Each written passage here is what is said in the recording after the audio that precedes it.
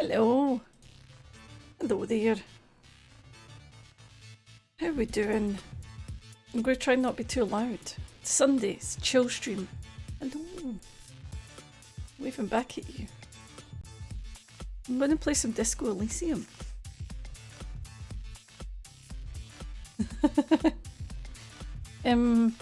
This game's fun. It's weird. It's like a point and click game. You'll see. There's no point me trying to explain it. You'll see soon enough. Sorry, just taking some pills on stream, you know. And that's the way we do it round here. Don't know what I'm saying. How are we doing? Good. I hope we're good. Right. I think we've done all the things. I think we could just get in and get on the go.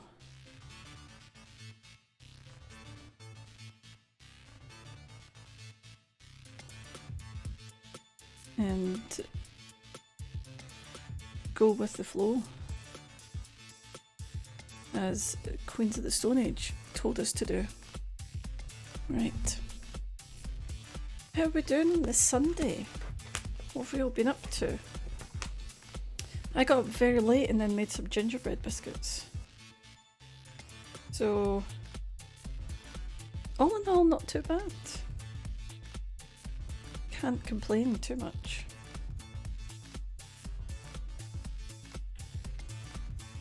Right.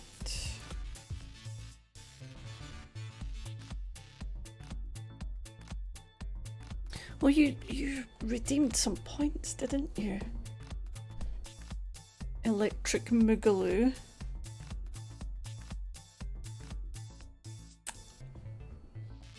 Let's see if our cow...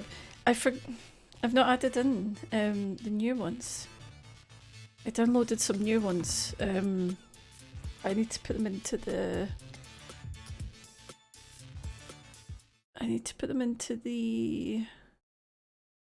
What are the words I'm looking for? The point thing. Oh, we're looking for a game to get... Oh, there we go. We found it. You need to go there. There we go. Sorted. Perfect. Right, there's not much music just now. There's not much sound, so... Let's see what... Does the cowboy hat probably works even a bit better now. Because then it's just resting. I can't rotate it, but it's just resting nicely on the side of my head. I'm gonna eat a gingerbread biscuit that I just made that has a Triforce on it. Look cute. So I'm gonna eat that while we play. Can I flip it horizontally? You're asking me to do a lot of things that I probably can't do.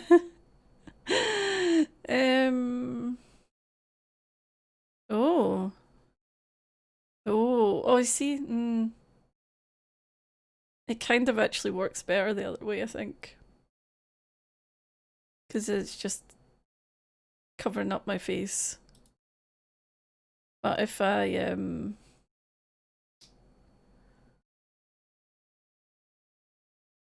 do it like that, then it's like sitting on the side of my head, you know? I think it works. Right.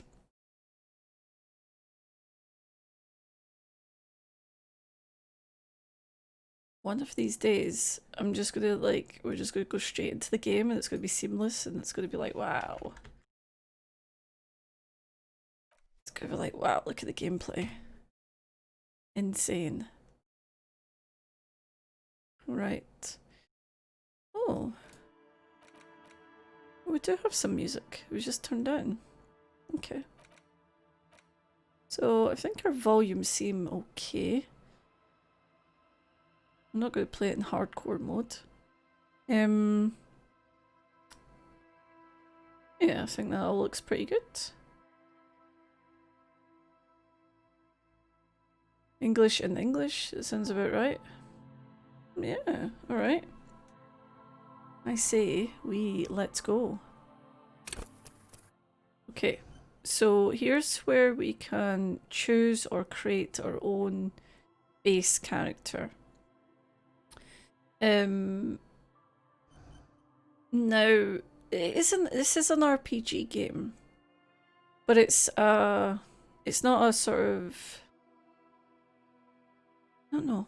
It's hard to explain. I've played a few hours of this. Didn't get incredibly far through it, so I'd like to try and get through it.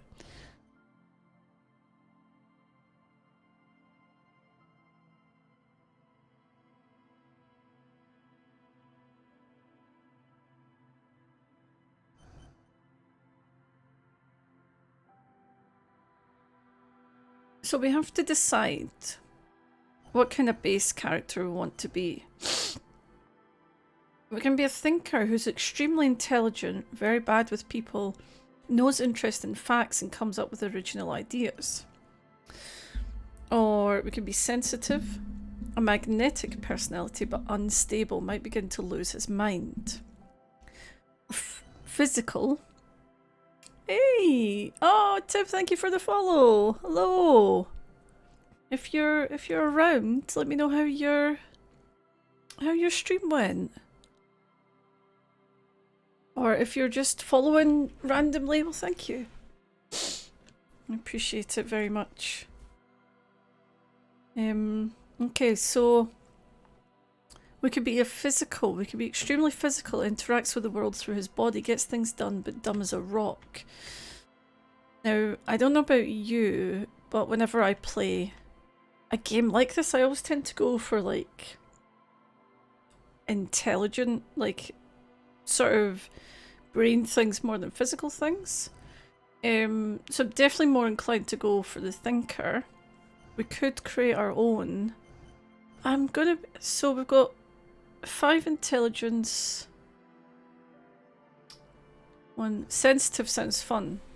Well, that's the other thing. Like, do we want to just go? So, my basic understanding of the character is that he's a bit of a mess. He's a bit of an alcoholic. Has lots of problems that you obviously discover through the game. So, do we want to go just full kind of batshit crazy? Because that might be fun to play. Very psychological, a magnetic personality but unstable. Might begin to lose his mind. So we've got 5 to psych. We have Inland Empire. Not sure what that means. But these are obviously the ways we can get points. Hey Tim. You have no idea what this game is like? Well, strap in, because it's very unique. There's no... I've never really seen a game like it before. So we've actually got okay physical, or physique, for sensitive. Motorics are not too great, and intelligence or intellect is terrible. So are we agreed? We'll go for sensitive and we'll go see how batshit crazy we can get. Let's give it a go.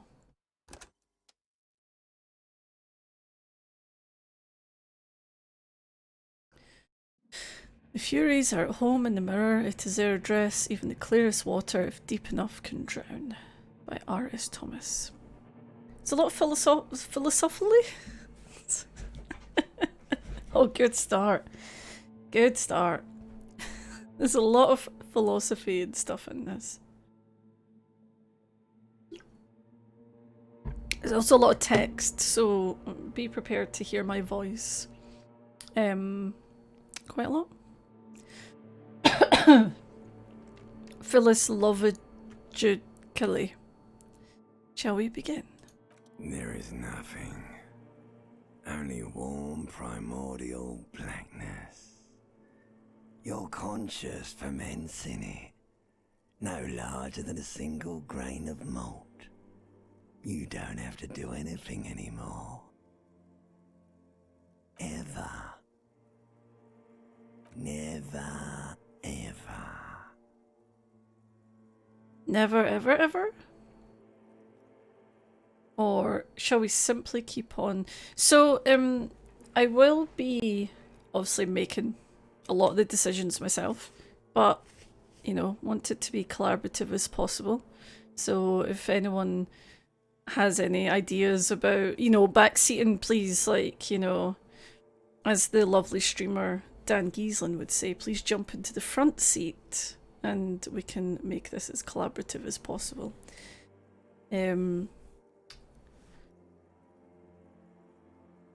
Since the charity streams a few days, I've been having to see what other people are doing with their streams. That's good. I hope you keep up the streaming. Sorry I wasn't able to hop into the charity streams, but how did they go? I hope they went well. It's fun. It's fun to see what other people are up to. Especially when you go beyond, you know, the sort of mainstream kind of stuff. So I'm going to simply keep on non-existent. An inordinate amount of time passes. It is utterly void of struggle. No ex-wives are contained within it. This is great. Yes, it is. What was that about the X something? An awareness creeps up on you. A mass lies hidden in your dead angle, soaking in some lurid acidic sauce. It's bloated and shameful, a ball of meat surrounding you. This is a terrible line of questioning, and it will only lead to more awareness of the meat thing. I kind of feel like I want more awareness of the meat thing. I want to know about the X something. Ex-love. Ex-tenderness. It is foolish of you to resurface to the loss. Not after all the damage you suffered to get here. Some of it irreversible. Stay. Sail with me through the abyssopelagic zone. That's a good word. Abyssopelagic. Alonzi! How do you say Alonzi? Is that how you say that? I've not really watched Doctor Who. Never let me go. Alright, nothing town to fuck all borough.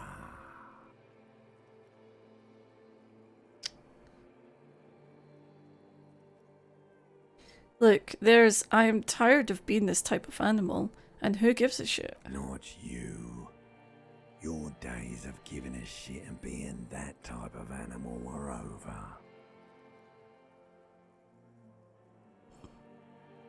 Wait, no, I need to belittle myself Do instead. you really? I do. Let me off. You wouldn't like it if I told you what was back there. Why'd you think you had to bludgeon yourself into oblivion? Or did you not sense yourself marinating? Poured so much over yourself. Got a bit carried away, did we, Chef?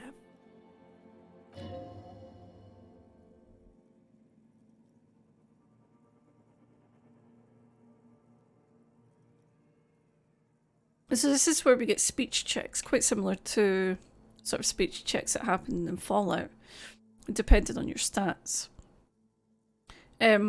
So this one, for example, we've got 12 of whatever is needed, and this needs 8, which basically means we've succeeded this question thought, I think. Fear and apprehension. You should ask what's out there first.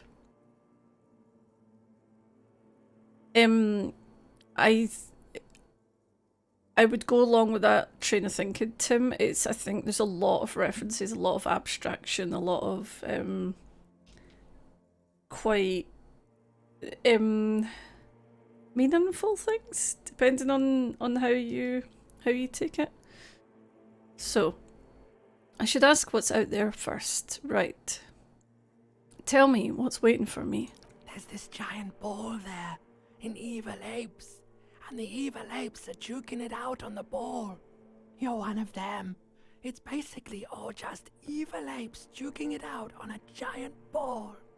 How big's the ball? You can't even make out it's a ball when you're chugging it out. It's that large. How small are the apes? Infinitesimally small. And this juking it out, I keep hearing about. What's that? Vying for resources is a stupid expression you picked up somewhere. The part of the presentation you want to take home with you is this. You have to beat the other evil apes in the face, or you lose.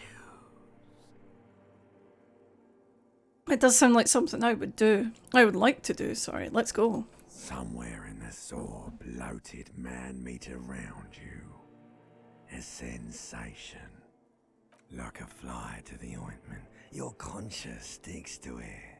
The limbed and headed machine of pain and undignified suffering is firing up again.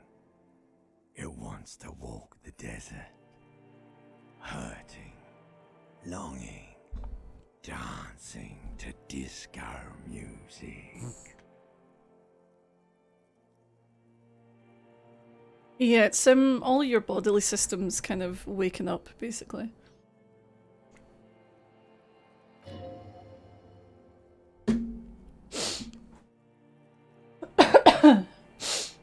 Okay, so if this comes up, it means we succeeded. You can take it, you're a champion. Mother help me, there's a head attached to my neck and I'm in it. Or, no, I am not scared, I am a champion. The stench of liquor rises from your mouth, and with it, an ungodly headache. Help, someone cut my head off, it's trying to murder the rest of me. A fiery streak penetrates your skull, trying to force your eyes open. It's a sound, a clarion call from hell. Open my eyes.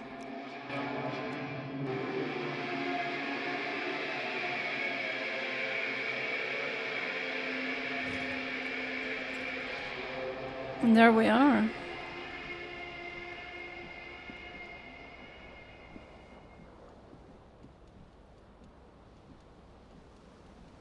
So,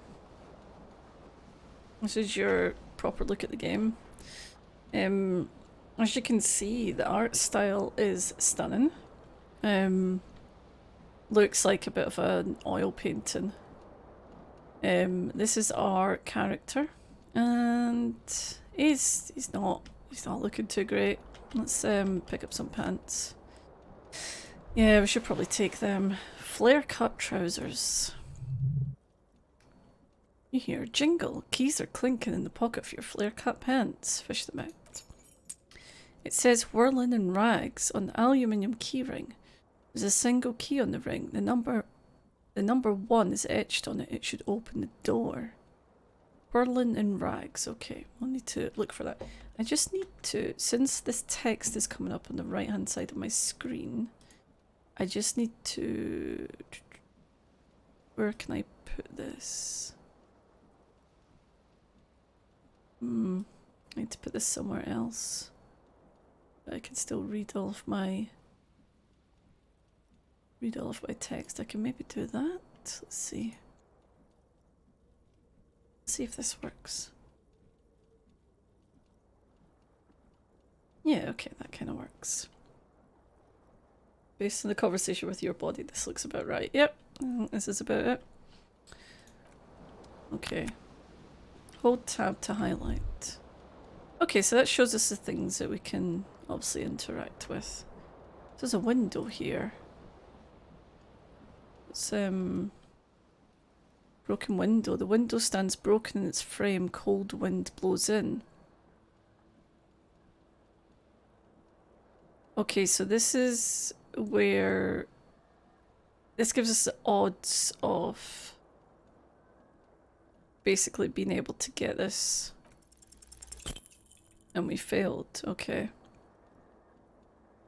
What do you mean assess the damage? How would you do that? What are you even trying to do? Okay. So it says we can retry it, but I think we need other points. Skill points into the visual calculus to open this. Okay. So look out. The morning light hurts your eyes. It's hazy, but you see the ocean and some war-torn buildings. Okay. So we don't know why that's damaged. Let's have a look at this shirt over here. We got disco ass blazer. Nice. This shows us the things we've picked up. Oh, look at this sorry state. Looks like someone skinned this blazer off some long extinct disco animal. It has an enigmatic white rectangle on the back and the right sleeve. Can we see that? Oh yeah, okay. I would like a disco ass blazer that looks a little bit better than this, I'm gonna be honest. So we get +1 esprit de corps or the halogen watermarks. Okay. Not sure what that means. Okay. What have we got going on up here? Ceiling fan. This fan has 2 chain pull switches. One ends in a tiny fan, the other in a light bulb. A truly horrific necktie has somehow attached itself to one of the blades. Or has it been consigned there as a punishment? You feel as though this creature is your friend and wants to reattach itself to your neck so that you may continue your adventures in this strange world. Okay, I'm not going to risk that because I have played through this once before, and if you fail that, you basically fall down and die. This is also a game that we might end up having to restart a few times because it's that kind of game. So I'm going to pull on the light bulb. Oh, okay, that was a bad idea. Terrible mistake. Turn the lights off immediately. You can practically feel the photons burning a hole in your brain. Okay. It's just a little hangover-induced photosensitivity. Don't overreact. Okay, bring it on. Little black spots dance in your retinas. It's almost pleasurable. Right, let's stop the fan. The blades come squeaking to a halt. It should be easier to grab the tie now. So now, because the fan's turned off, our chance of getting that has went much higher. So you can sort of see how it sort of works. You swoop up and catch the tie. Snap. It's released from the blade. Warning, warning, the necktie is no longer contained. Okay, let's continue. Item gained, terrific necktie. What you have in your hand is a fantastically colourful tie with 4 or 5 different patterns that would not remind you of a noose. Lovely.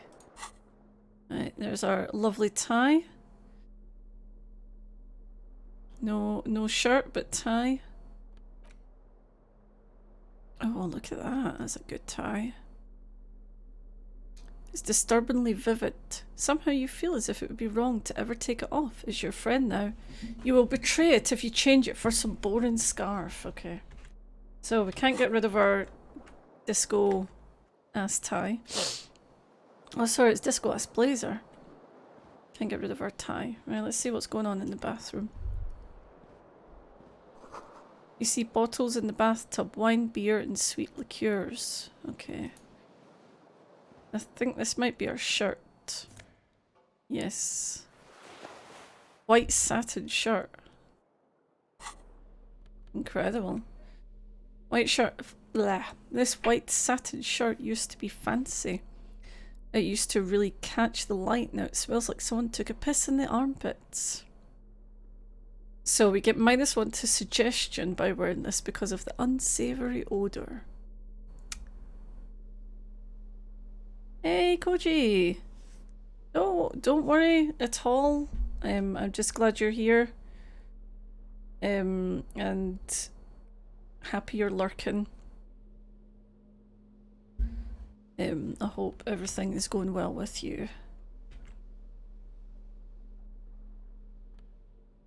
So, okay. So we need shoes. We're almost set up. What else do we have here for you? Mirror. A mirror hangs above a bent and broken sink. It's in a fierce discharge of masculine energy, someone has ripped half the faucet off. Wow. Hot water sprays from the base and steam covers the mirror. You cannot see yourself, just the outline of a man. Suddenly you realise you have no memory of the face that awaits you there, underneath the soft vapour. Really? Nothing? Really? All recollection of the person you are, the people in your life, and even the world you're in has drowned in a sea of blood alcohol. This was no mere night of drinking, it was a deluge of world-ending proportions. Now, I'm trying to remember what our stats are. Whether we believe that looking in the mirror would be a good idea or not. Oh, glad to hear you're all healed up. Thank you. Yeah, we finally got the camera set up, so it's a little bit more high def now.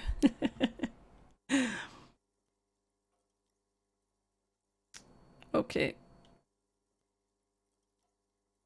I'm going to back off. Only because I have a little bit of prior experience. Oh, so that's a door, but it's locked. Okay.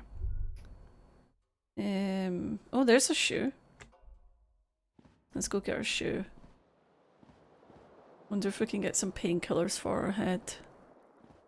Because it's in a bit of a sorry state right now. Green shoe, left foot. Okay. Green crocodile leather shoe has a high heel and chrome embellishment. It fits your left foot perfectly. Now that all that remains is to find the other shoe. Okay. I mean, it's a pretty snazzy shoe. What have we got going on here? Looks like someone tore out the tape while the song was playing. Okay. This reel-to-reel tape player is still on, rolling empty. Oh, so we were listening to something and we tore it out. Probably in a fit of masculine rage. This magnum-sized bottle of Commodore Red is empty. Right. I think we might be done in here. I agree, Guspo. Mirrors and hangovers are not good friends. What's this telling us? What have we got out here? Oh, okay. Oh, so that's like it's like a weather forecast, right?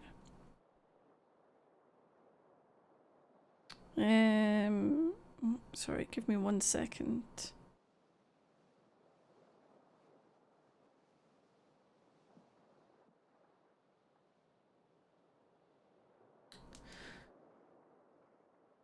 So, okay, what have we got? There's a lot to do here. Now I see that there's a person there to talk to.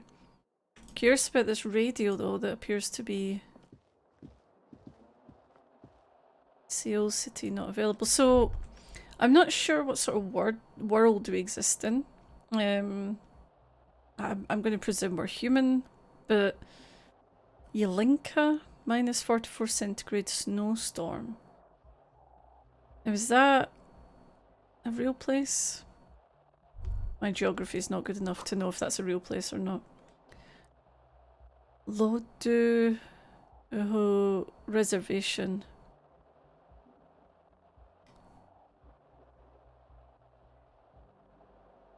Allows Sararava, 52 centigrade sunbreaks and starburst.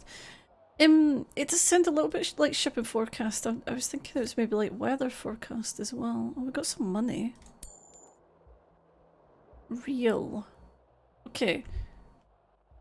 Well, we're not in America or the UK. You can say that much. Let's go and talk to this person before we venture outside. Hello, officer. The calendar says it's March. The year's 51. Okay. Now, is that 1951? Suppose it could be, looking at the, like, patterns and stuff like that.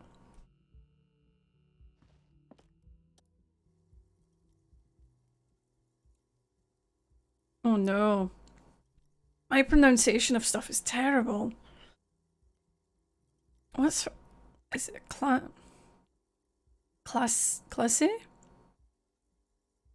I like my pronunciation of stuff is so bad. She is Miss Orange Disco Dancer. The young woman raises a cigarette to her lips. Officer, am I military personnel? No. She seems perplexed by your question. There's only one solution to this. You're a businessman. Wait, I know. I'm a businessman. Chief Executive Officer, right?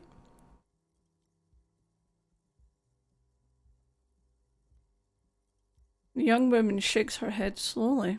Okay, Chief Technical Officer? No. You're a police officer, sir?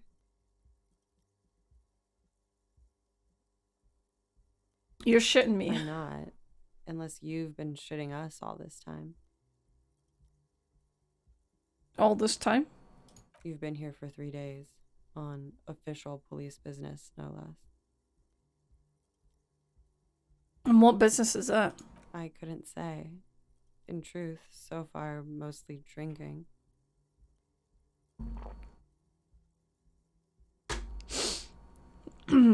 So this is a red check. It cannot be retried, but we do have a 42% chance of success. Try the expression on her. Let her know you want her physically.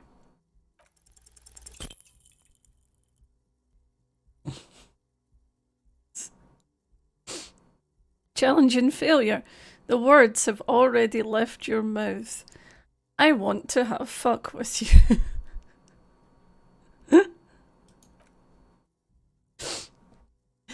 She erupts in laughter, all the fatigue swept from her face. What was that? That's not even how words are used. What did you say? Come on, say it again. I said I wanted to have sex with you. No, you see, that's not what you said. You said, but she's unable to finish, consumed with laughter. I mean, I don't blame her, to be honest. Come on, man, break please, one more time. Don't back down now. Say what you said again, proudly. Okay. I said, I want to have fuck with you. Goddamn right you did, you crazy asshole. She wipes the tears from her eyes. What kind of cop are you? Superstar cop. I can no longer deny it. I need breaks so I can eat my biscuit.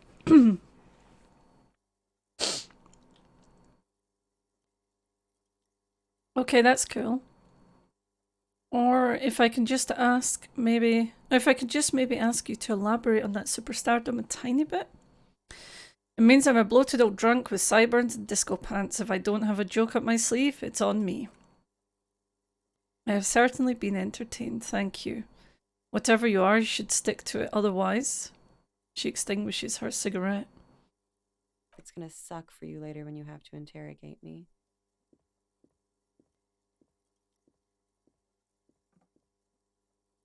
And for the record, no, I didn't do it. Ooh, mysterious. Oh, I did not know that. This game was written by a Carlian? Is that right? Estonian novelist. He used to be a lead singer for a prog rock band. The music is by British Sea Power. That's incredible. Wow. Okay. I love everything about it. I love the way it's presented. It's really, really fascinating. Oh, what's this? Looks like she left a nice long stub in the ashtray. It's still smoking. My electrochemistry is telling me you should pick up that fat, juicy cigarette butt from the tray, light it up, and smoke the living shit out of it. What now? The living shit. Your mesolimbic reward pathway does not mince words. It wants smokes. Am I a smoker? Who knows what you are? A monster? A murderer? The gnome of Jeroma? You feel like a smoker, especially when you look at that juicy, succulent, seductive cigarette stub, still smouldering deliciously. But she broke it at the filter. I can't smoke that. How very astute of you. This renders it ineffectual. You should look for a whole cigarette, or better yet, an entire pack. Strike that, a carton. Make sure they're all healthy and able-bodied, then smoke them all. Thank you, electrochemistry. Horrific necktie. The idea seems to make your neck expand. Suddenly the garish tie feels very snug. Or you could not do that. No one is making you.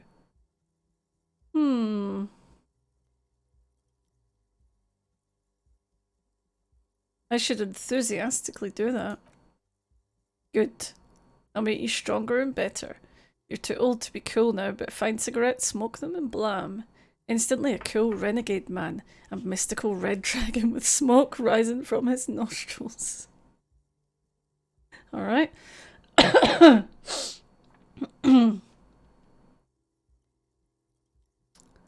I also appreciate the geography knowledge, thank you. Karelia is an area that overlaps Finland and Russia.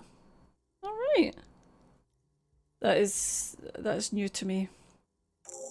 Oh, okay, so we've got task now, which is find smokes and smoke them.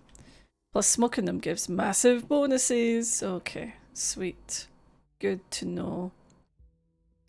What is this door? No, we can't do anything with this door, okay. Let's see if we can talk to her. The door is closed. Well, we should probably knock. Hey, Saint Just Jeremy. Thank you for joining us. Just doing a wee playthrough of Disco Elysium here. And I don't think it's good. Well, I don't think we're doing too well. We're hungover, and the only quest we've got so far is to smoke some cigarettes. So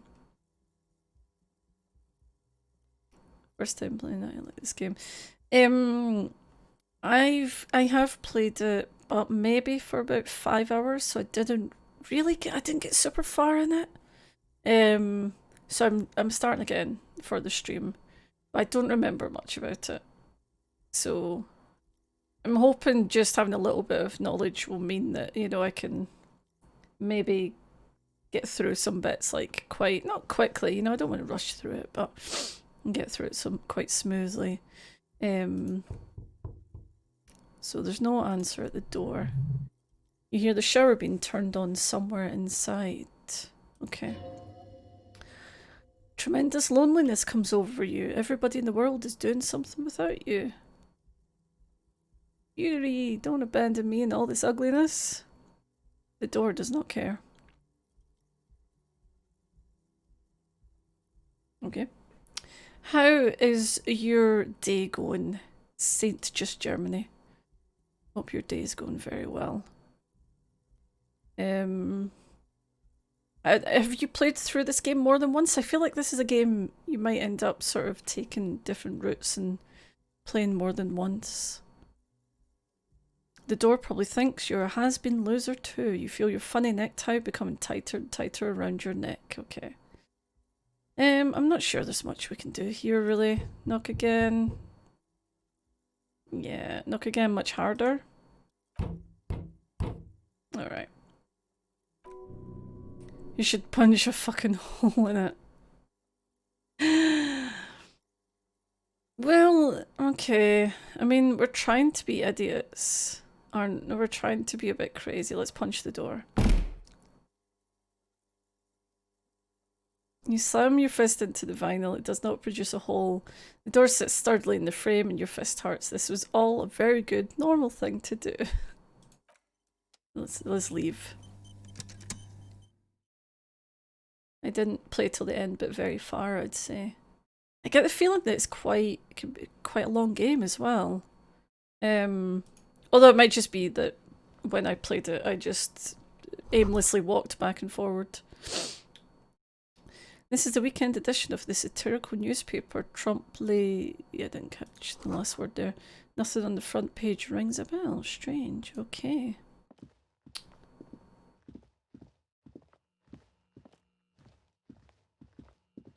Yeah, I don't know if this is a long game or if it's just...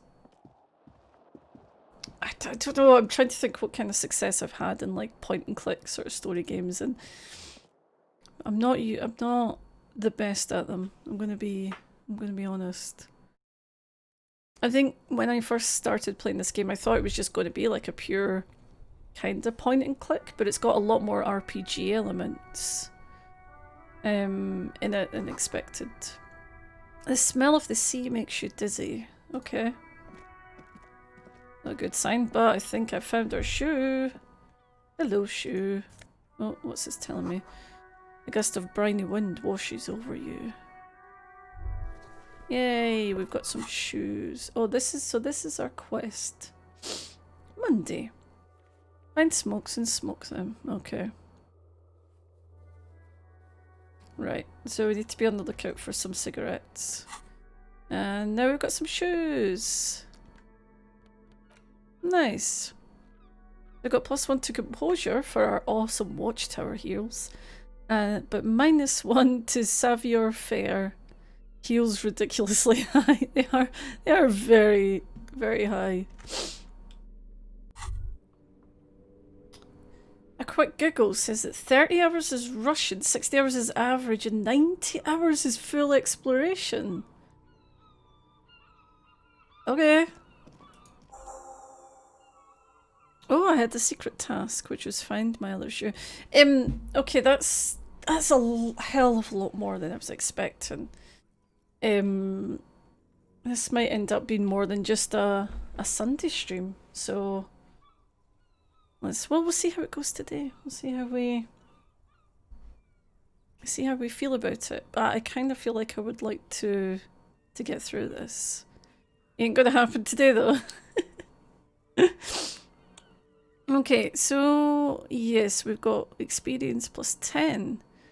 Composure. There they both are. 2 identical shoes, both copiously green and indiscriminately snakeskin, reunited on your feet. Wait, these do not look like normal cop shoes. I mean, none of my outfit looks like normal cop outfit, let's be honest. It's pretty clear a normal cop is not what you are. True. How do they fit? Oh, I healed my morale. They're balanced, comfy. Feels the only good thing about you right now, truth be told. Well, I'm glad I've got some nice shoes. It's the least that I deserve. Right, yes, this is... Yeah. This is, we don't have experience to use right now, but this is the... Let's leave this for later, because this is, that's the leveling thing, and it's quite in depth, so...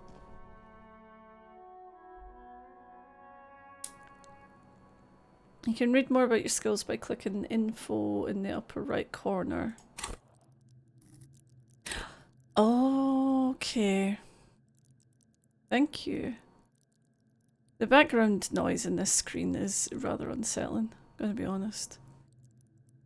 So, Inland Empire is the unfiltered wellspring of imagination, emotion, and foreboding. It enables you to grope your way through invisible dimensions of reality, gaining insight into which sight can't see. What's really going? What do these enigmatic riddles mean for the world fate? At high levels, Inland Empire animates the inanimate. You'll have conversations with your clothing, conversations that may change the course of the investigation if you're not thrown in the loony bin first. With low Inland Empire, however, you'll be void of imagination and character. Then how will you shape the cosmos? Okay. Right. Knowing how to level up is definitely going to be a sort of problem. But that's definitely an interesting thing to have. But we don't need to worry about it like that. Let's carry on. So, what have we done? We've met one person who told us we were a cop. We picked up a craving for some cigarettes. And now I suppose we're just seeing what we're doing here. The art style in this is just stunning. Really, really, really gorgeous. We did try and fail hard to chat someone up, that is correct. You know, so like electrochemistry and shivers. Okay.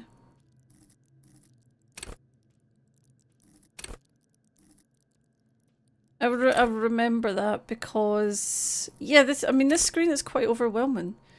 There's a lot to, there's definitely a lot to think about. Well, let's see what's going on over here. This is where the lyrics would be, okay. A big old karaoke mic, just waiting for someone to sing into it. Perfect. Speakers connected to the radio, the music is seasoned with static. You should totally sing karaoke here the first chance you get. Your emotions need to be expressed. People need to know of your vast oceanic soul. I agree.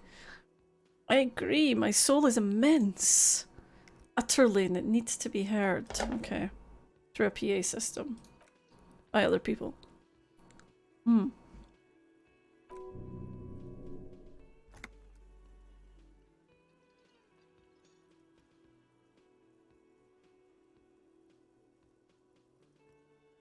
Whether they like it or not, ram up their ears, says your adrenaline gland, or violently express yourself.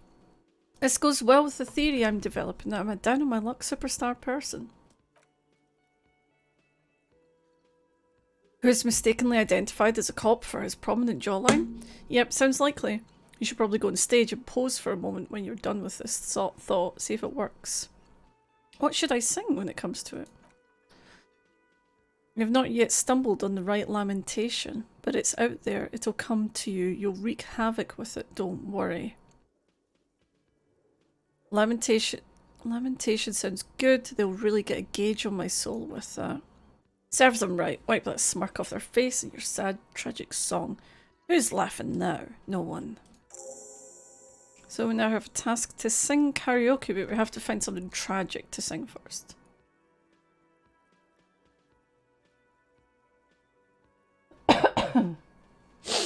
Okay. Sweet. I like how a lot of the dialogue in this game is basically just you thinking or communicating with your interior systems. So electrochemistry is the drug skill. Okay. I like that. So then I'm guessing you get bonuses or things for being a little bit inebriated. Sounds good. Let's see what this guy's all about. This is Garty, the cafeteria manager. A man in his late 20s stands behind the counter inspecting a stuffed seabird. As you approach, he gives you a sideways glance, then looks down again. That was disdain in his eyes. Even now he's purposefully ignoring you. It looks like he's not a fan. Let's look at the stuffed bird. A competent worker of taxidermy, the white and brown seabird lies among piles of coasters and drying mugs, one of its wings broken. The man is trying to mend it. Looks like the bird was ripped off the shield that was used to mount it, most likely on a wall. I did get the bad feeling it was us that did that. Something about it makes you feel bitter. Okay, what happened to the bird? Look, your buddy is over there. He looks at the doors where a man in a bomber jacket is tapping his foot on the floor. Why don't you go and talk to him, okay? I'm a cop and I talk to whomever I please. He pretends not to hear you, concentrating on the bird instead. I sense you're not a fan of mine. You're a hero. A real hero cop. So not only am I a cop, but I'm also a hero? Yes, you are. A real decorated hero. What did I do? What did you not do? First, you took the body down. Then you solved the murder. Then you didn't trash my hostel room. Maybe you even negotiated the strike. Oh my god, I did all those things? No, you see, No. actually, you didn't. You haven't done anything even remotely useful since you got here. What have I been doing then? Have you seen me around? No, I haven't seen you around. I'm not always here. He looks down again and keeps plucking at the bird. Are you the bartender? I'm not the bartender. I'm the cafeteria manager. What's the difference? I have 3 cafeterias to manage. Oh. 3. Sylvie tends the bar here, not me. I'm only standing in. Where did the Sylvie go? She just, you know. He shrugs. Okay. There's something there and it's not good, that's all you know for now. Okay. I'm sure we'll come back to you, Garty. Cafeteria manager. Totally not just a bartender. Menu has been wiped clean, only the word Monday is written on it. Well, that is today. This is a water cooler. A large bubble is rising to the surface. What's this? Nosafed. Oh. Healing item gained. I was thinking that was something exciting. Okay. Hey, Francis, how's it going? Good evening. Evening? Are we in? So it's 5 o'clock late afternoon or evening? Here's a question for you. What would you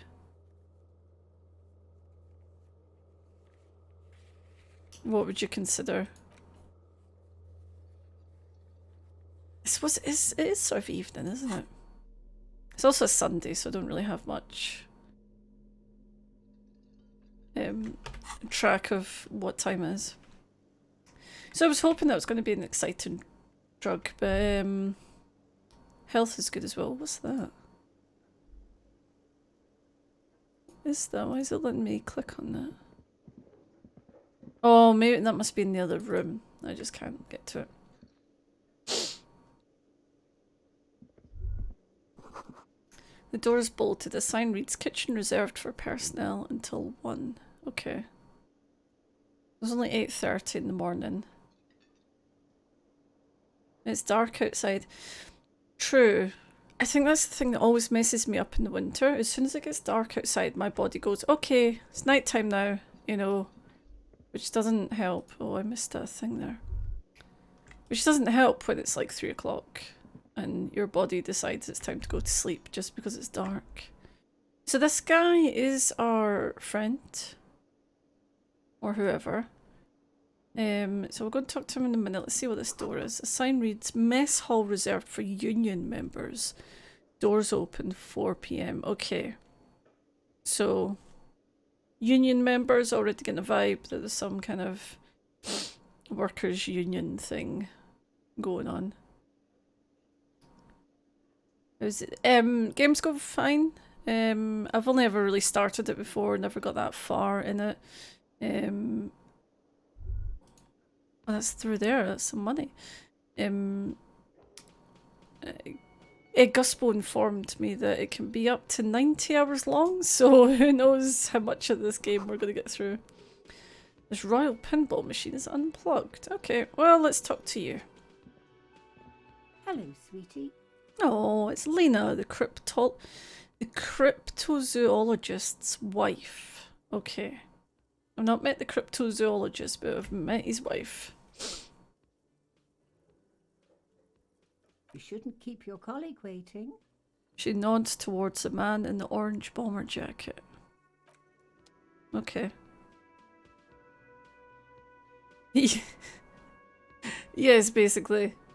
I'm going to get some cigarettes and smoke them. I'm going to sing karaoke, and I have just found my second shoe. So, you know, all in all, could be a much worse day. This is Kim Kitsuragi, a bespectacled man in an orange bomber jacket, is tapping his foot on the floor. Looks like he's waiting for someone. You. As you approach, he narrows his eyes and extends his hand in greeting. If an assault were launched in this building right now... See, this is the shit I love about this game, and I remember this. You have, like, intrusive thoughts. And you have, like, weird thoughts about things, and it's quite realistic, because I'm like... Yeah, my brain does that as well. So if an assault were launched on this building right now, if the windows came crashing down and the whole world descended upon you, this man would hurl himself in death's way to save you.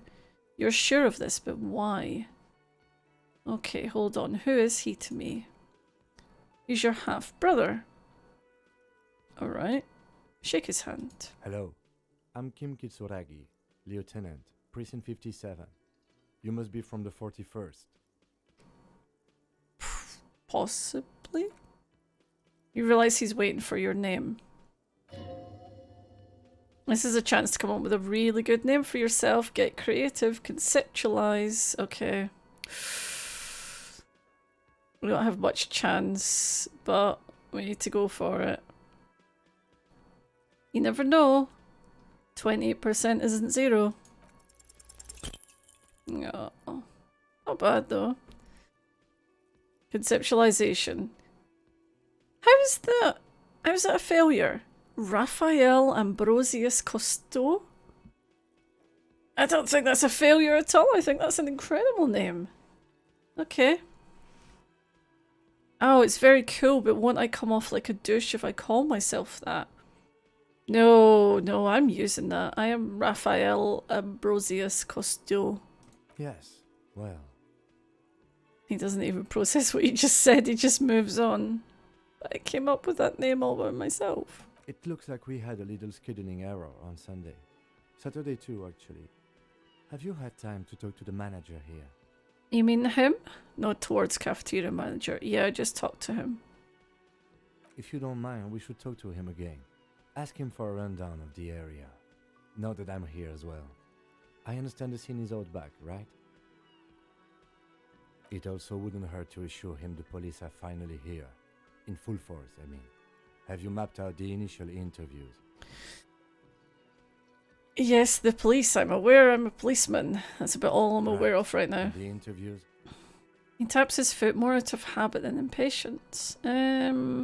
What interviews? At the 57th, we like to prepare an initial list of persons of interest, and then just skim the surface. Prepare the field, get to know the players. You don't do that? Maybe it's not an inter-district practice. I have not done any of that. Okay, we'll have time for that after we take a look at the coroner's case. Okay. Have you removed the dead body from the tree? Dead body? Mm-hmm. Look, man, you know, yeah. Does that mean the body is no longer in the tree? No. So the body is still in the tree? Yes. This is the first time you detect a weariness in the lieutenant's voice. It is obvious he would have It is obvious he would have preferred for the body to no longer be in the tree. I mean, I can understand that, to be honest. Where it has been hanging for 7 days straight. Oh, okay. We should go there as soon as we are done talking to the owner. What if I told you I'm not really a police officer? We all feel that way sometimes. There's no such thing as a police officer, I'm afraid. What remains is that there's a dead body in the tree. Someone has to figure out who put it there. If we don't, no one else will. Okay. He concludes, but first we have to take it down. But I can't remember anything. He looks at you for a moment in silence. I could see you drank last night and the night before, and that you are still drunk now. But I've seen officers go through much worse. Much worse. If you need something for your headache, there's a general store nearby. But as I said, the dead body should be our #1 concern. Okay. Okay. Yeah, a painkiller would be good about now. This thing is pulsating with discomfort. Yeah. Okay. The best cure for a headache is, of course, morphine. They won't have that, so cigarettes will have to do. I mean, I'll be honest. I have heard that cigarettes certainly help if you're a smoker. Okay, so let's get going then. So we have new tasks. Interview cafeteria manager and inspect victim's body. After you, officer. Logic. If you're about to embark on an investigation, shouldn't you have a badge? Wait, shouldn't I have a badge or something? Check your pockets. You mean you don't have a badge? It wasn't on me when I woke up. New task. Report your badge missing. Losing your identification card is a serious matter. My vehicle has a shortwave. You can use it to report your badge missing. I advise you try to locate it as quickly as possible, but getting the body down should still take precedence. Okay. Yeah, I hear you. Lieutenant Kim Kitsuragi is now in your party. You can talk to him whenever by clicking on him. Sweet. Alright. Now, I know you're not, so let's have a look at the tasks. We've got report the badge missing, inspect victim's body, and interview cafeteria manager. Okay. Alright. Also, this is the whirling and rag, so I'm presuming the key that we had in our pocket is for our... must have been for our room. Okay. Let's talk to her. Hello again, sweetie. I see you met up with your colleague.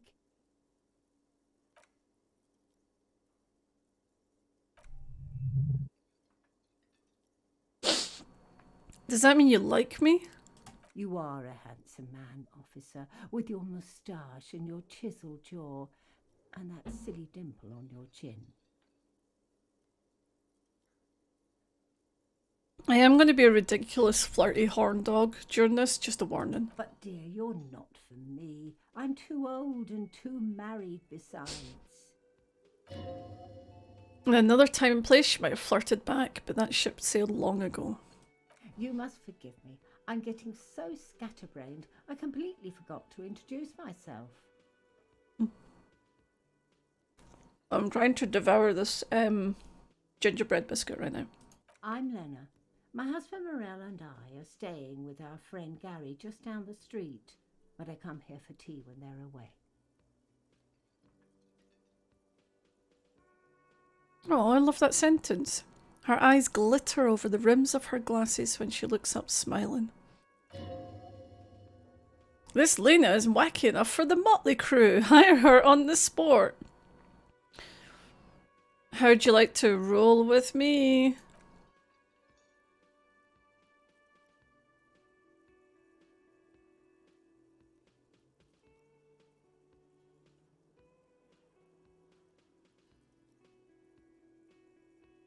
Her eyes light up. Whatever do you mean? I want you to be my wheelchaired partner in fighting crime, ridden backyards of corpses, catching sequence killers.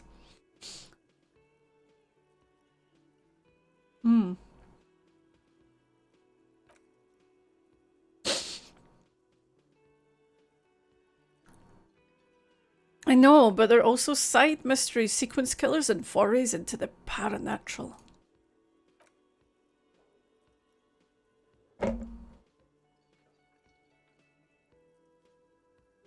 So Kim is telling me that there's no sequence killings taking part in Martinez. So that's where we are right now. Martinez. A little bit like mayonnaise.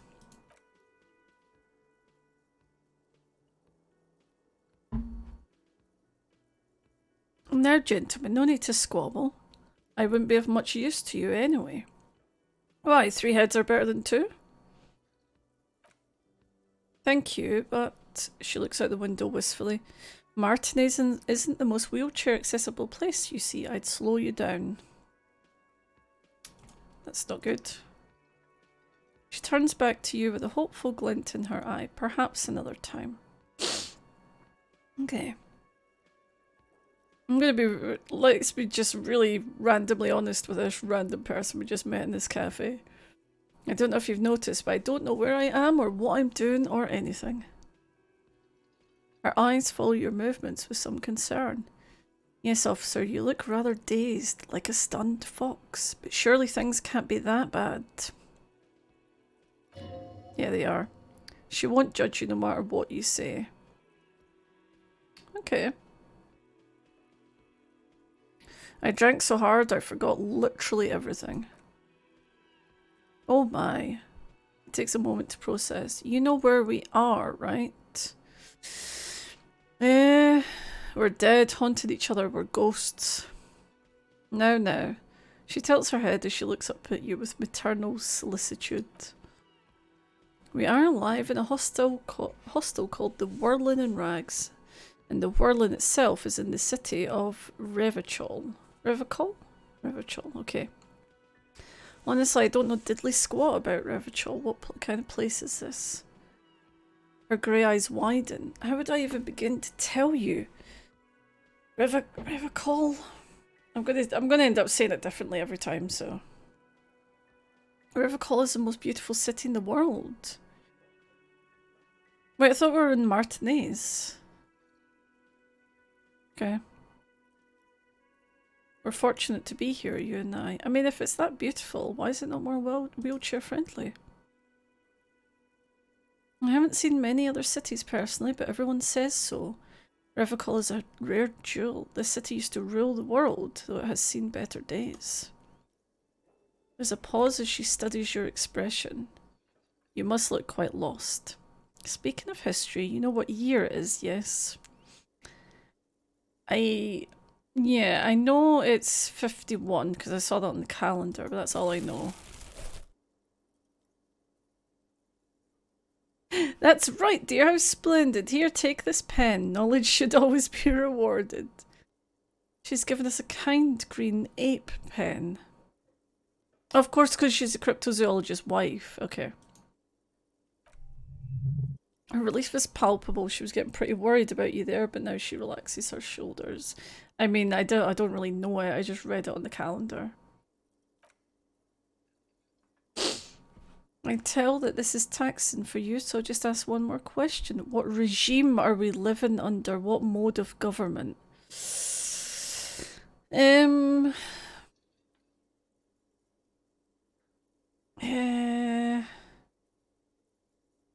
mean, all of these seem pretty real.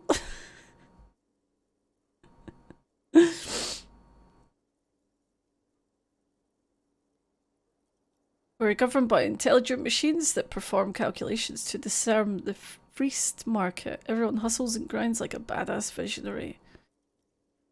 And the Patriots? Oh no, nothing like that, dear. Revachol is a zone of control, led by an alliance of foreign powers called the Coalition. We have almost no government of our own, certainly no machines. Hey, if there's no government, why is there cops? Oh dear, this is troubling. You really ought to know that, being one yourself. There aren't any cops in Revachol, not in the traditional sense. The status of law enforcement has been a complicated matter since the revolution. Okay. But we should stop for today, sweetie. You look like you need a break. Besides, I'm not the best person to explain the big things to anyone. Right, okay. She's scared now. She's realised you really are brain damaged. Okay, how did I do?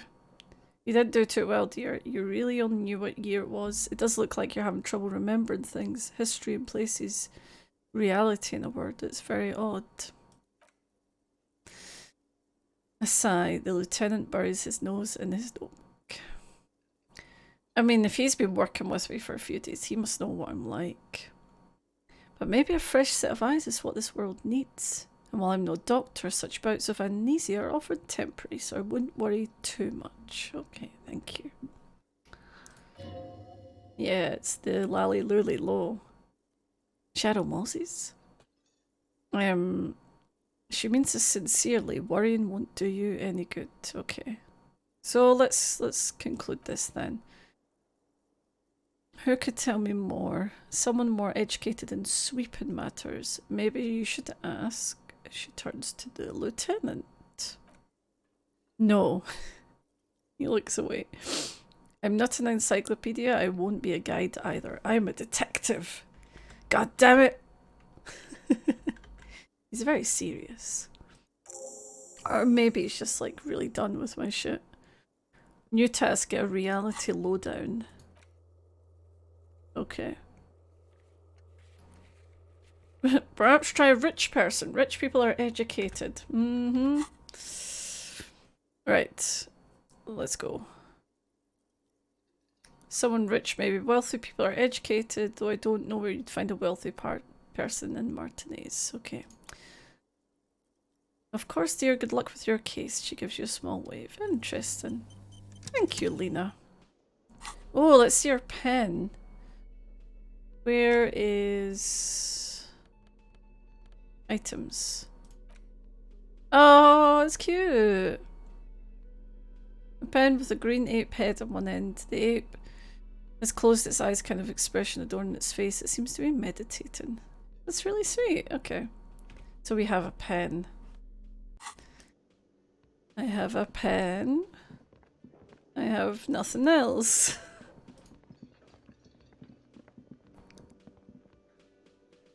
Like, I feel a monkey meditation pen. Yeah. I have a pen. I have a meditating monkey.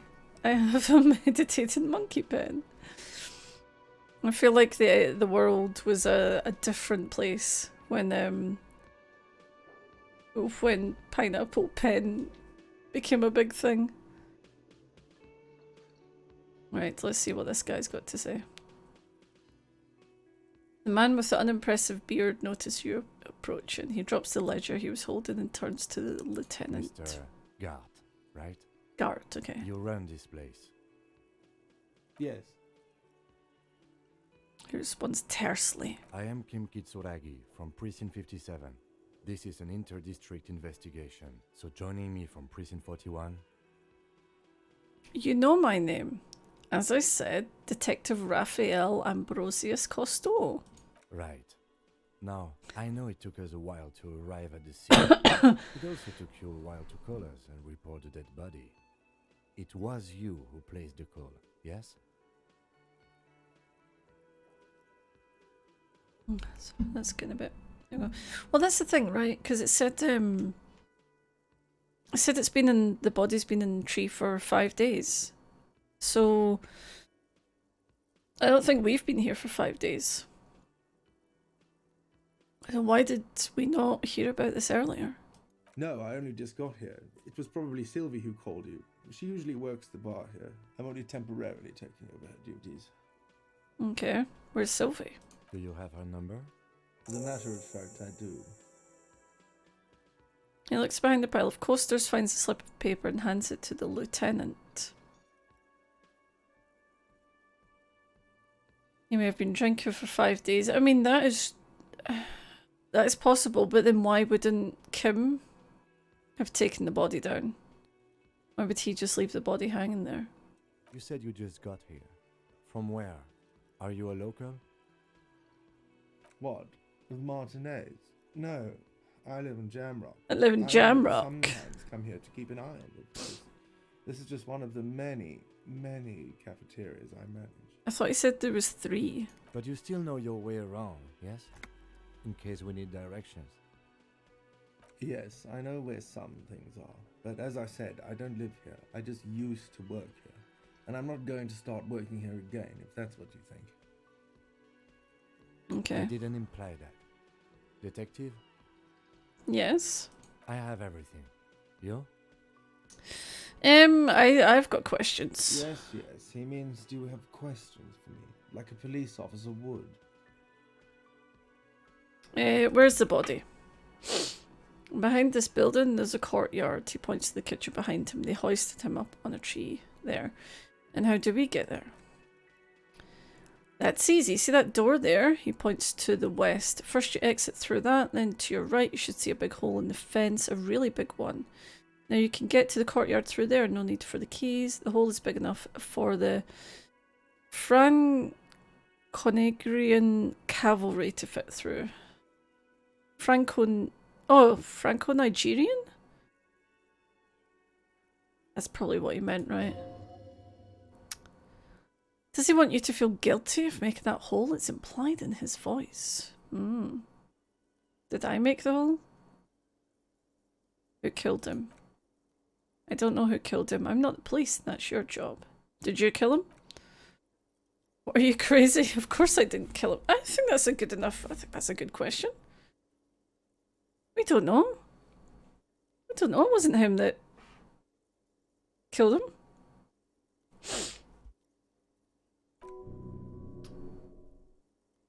Suddenly you tense up. Blood has been pushed to your muscles. You should hound him on this. Hound him hard, the prey drive says. Did you kill him, Gart? No, I didn't. You can tell me, Gart. You killed him, right? I didn't.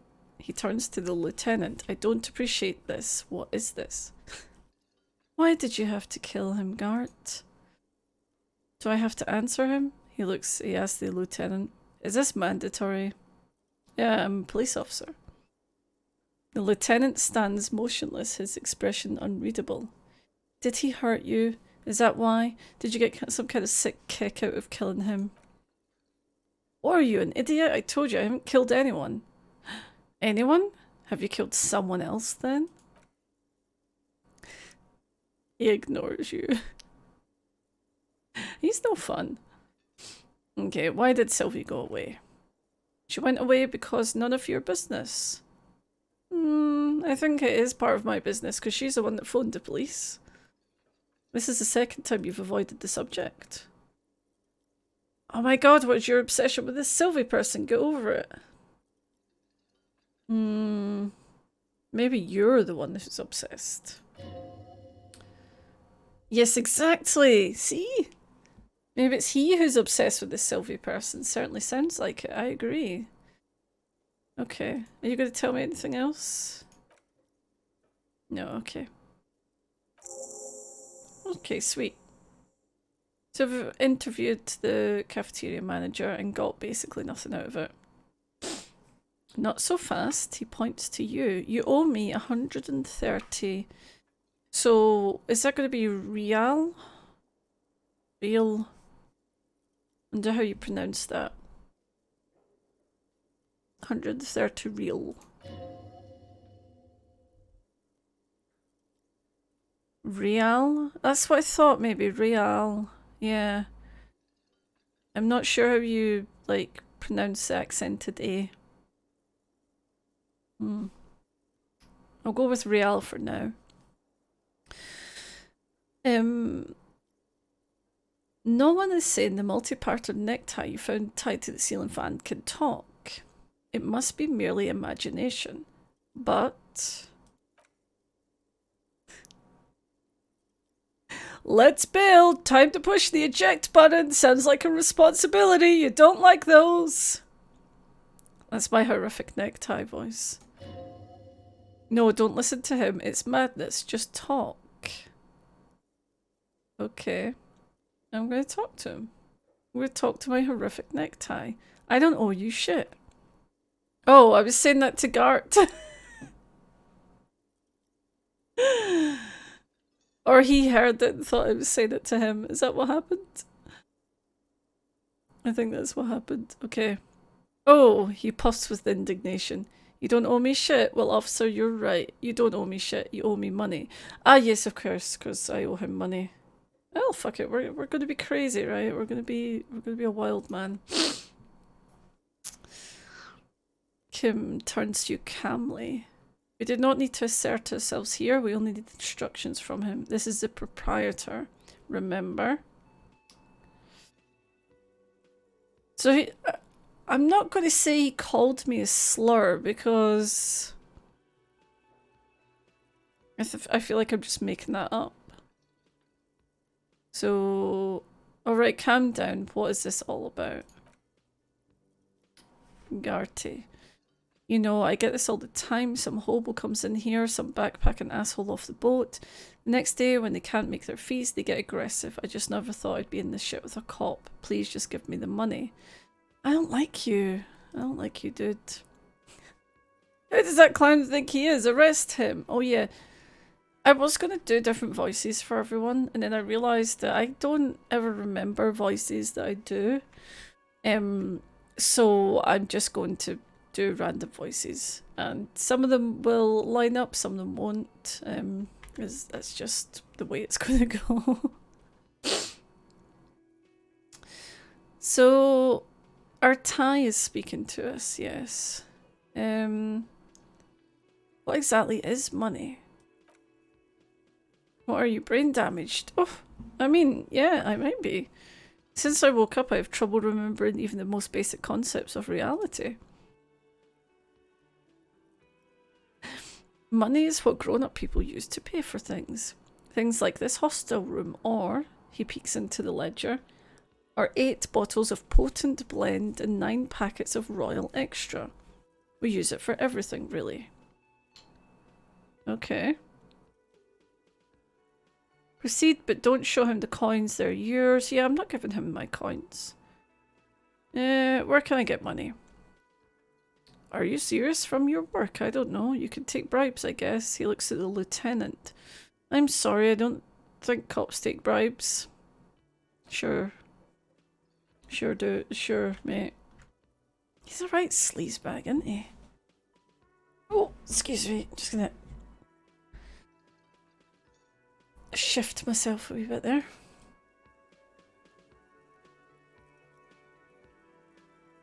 Alright. Yeah, I don't like this sleazebag cafeteria manager guy. Some do take recompense. The lieutenant is dead serious, but only to survive. Okay. So he's basically admitting that cops take bribes. That's good to know. Why do I need it? For survival, to pay me, unless you want to become a hobo. Do you want to become a hobo? There's nowhere else to stay in Martinez, and it's a cold spring outside. Money doesn't make you happy, but it lets you be unhappy for a while longer. Alright. So I'm not going to give him the coins. I'm not going to show him the coins. They are mine. And there's a shuffle of nylon as Lieutenant Kisaragi looks for something in the pockets of his orange bomber. That's cop for I haven't offered to pay because I don't have any money either. Okay. Let's see. Yeah, did our Thai speak to us? Horrific necktie. No one is saying that. No one is saying the Thai could talk. That would be ludicrous. It's just that you should arrest him. It would be wiser. He wants to take your money. Okay. I'm gonna follow my Thai. I feel a connection to this Thai. I'm gonna follow it. I'm gonna go. Yeah, I'm the same. I like this necktie. Great advice. I'm considering it. Give the Thai an affirmative tug. The lieutenant looks at you tugging on your garish tie. He puts his hand on your shoulder. If you don't have the money, it's okay. None of us are in this for the wages. Let's do it. You're under arrest. You can't arrest me. I haven't done anything. Authority medium. Put this man in his place. Oh, come on. The words leave your mouth as if walking up the stairs. Everything's going fine until you reach the end and take one step too many. I fucking well can. Bitch. Necktie! Why would you let us down like this? So apparently I'm a bitch now. Okay, I'll be the bitch. You'll be the broke cop who owes me money. No one will arrest anyone because that's insane. How's that? Sir, leash your tongue. The lieutenant's voice is controlled yet threatening, like it's coming from a different person. Well, I can't help it if I want to follow my necktie. The words nail the cafeteria manager to his place. Unmoving, he stares. Oh, he was saying that to the cafe manager. I thought he was saying that to me. Okay. Unmoving, he stares down at the counter with his cheeks reddish. Yeah, quite right.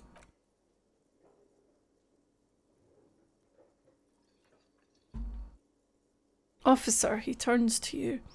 You need to contact your station. Ask your people for assistance with the money you owe this place. There's a shortwave radio in my car. When you get the time, use it. We need to get this investigation started now. Okay. I'm pretty sure we need to go and get this body down first. I'm sorry, but I can't let him stay here if he doesn't pay. He's 3 days on this. Oh, so we've been here for 3 days. Okay. Sweet. If he doesn't have the money by tonight, he'll have to work this from home. Okay. Is there somewhere else I can stay? You can look, but the union squeezed most people out of business to fund the strike. So I don't know, your best shot is just going home. I have no idea where my home is. Okay, the lieutenant lets out a heavy sigh. Let's go. Goodbye, sir. Okay. Okay. Where is home? The address is coming up blank and this place sure isn't. No, I have no idea. You've been at this hostel cafeteria for only 3 nights. Where were you before? You had to be somewhere. Up on Marvel Hill? Why did you say that?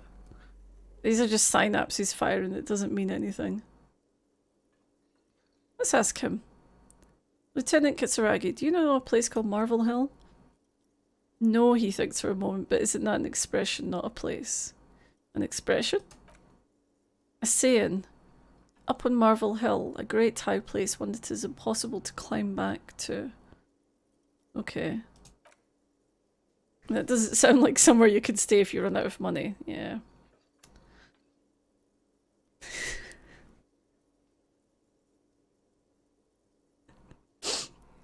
I live in a dumpster, I don't care. Fuck everything. Hobocop.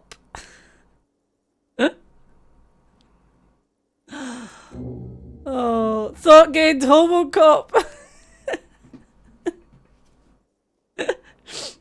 Entertain the thought when you get the time, maybe being a hobo and a cop has its advantages. That's incredible. Hobocop, okay. Hey, Mr. Gunn. How are you doing? I'm doing well. Just playing a little bit of Disco Elysium. We've just got a thought, which is Hobocop, where we're thinking, actually considering being a hobo and a cop at the same time. That's great. How are you doing? So what is this? So this is a thought we can have. Temporary research bonus, -1 composure, and gamely and rambling. Research time 4 hours. Okay. So we're internalizing this thought. A cop and a hobo. A hobo cop. Upsides. Can be dishevelled, doesn't have to wash, carries himself with lurched gusto. Hobo cop doesn't need anyone or anything. No one can kick you out because you don't have a home. Never pay rent again. Never again hear, "You're drunk. Why did you even come here, Harry? Go home. You're embarrassing yourself." Downsides? Are there any? I mean, seriously, give me one. I can't find one. I'm going to be honest.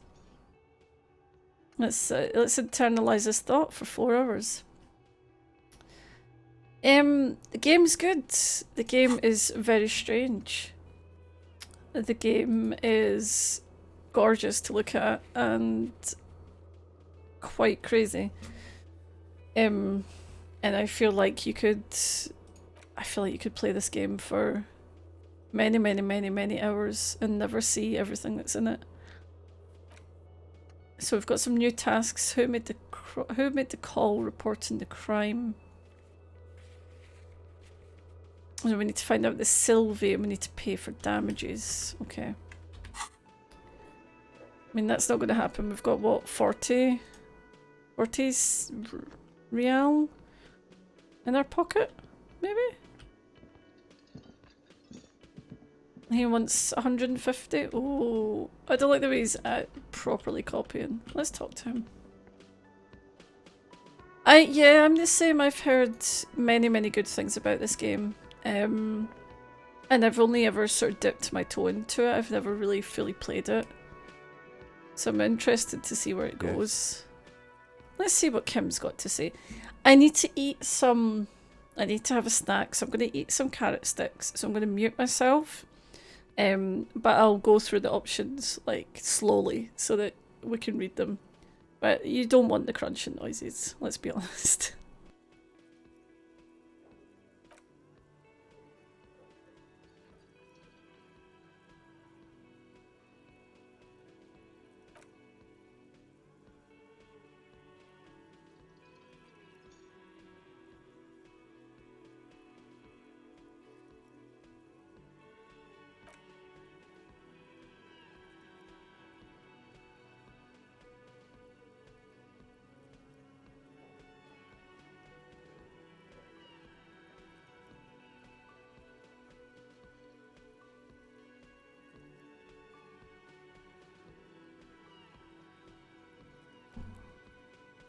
Okay, so the case probably isn't mysterious, but could it be sexy?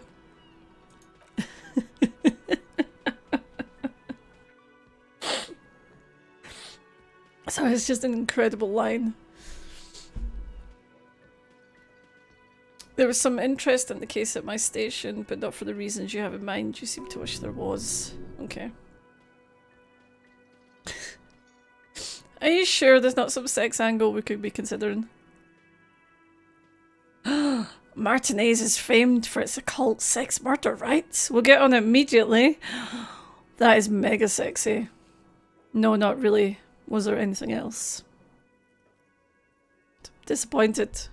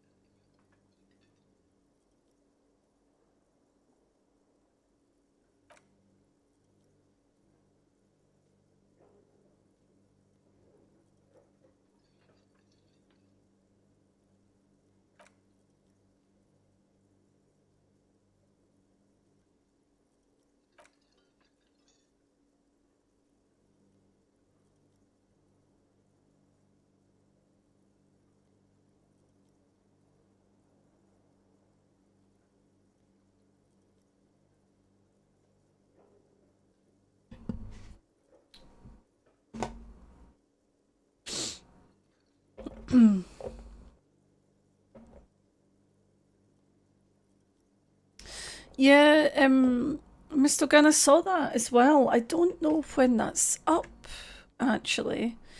Because they've released, like, is it like full voice acting?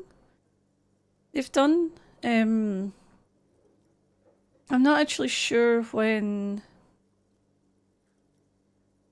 the final cut. Is it...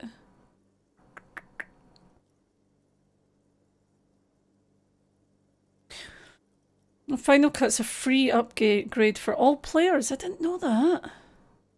Oh. When does it come out, though?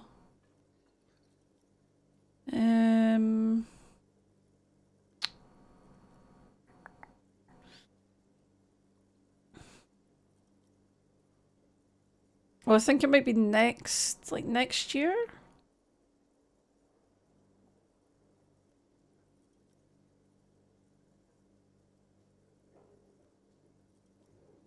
Oh, March 2021. So, okay. Well, we can... I'm sure we'll get it finished before March 2021. I'm the same as you, though. Like, I've heard so much good things about it.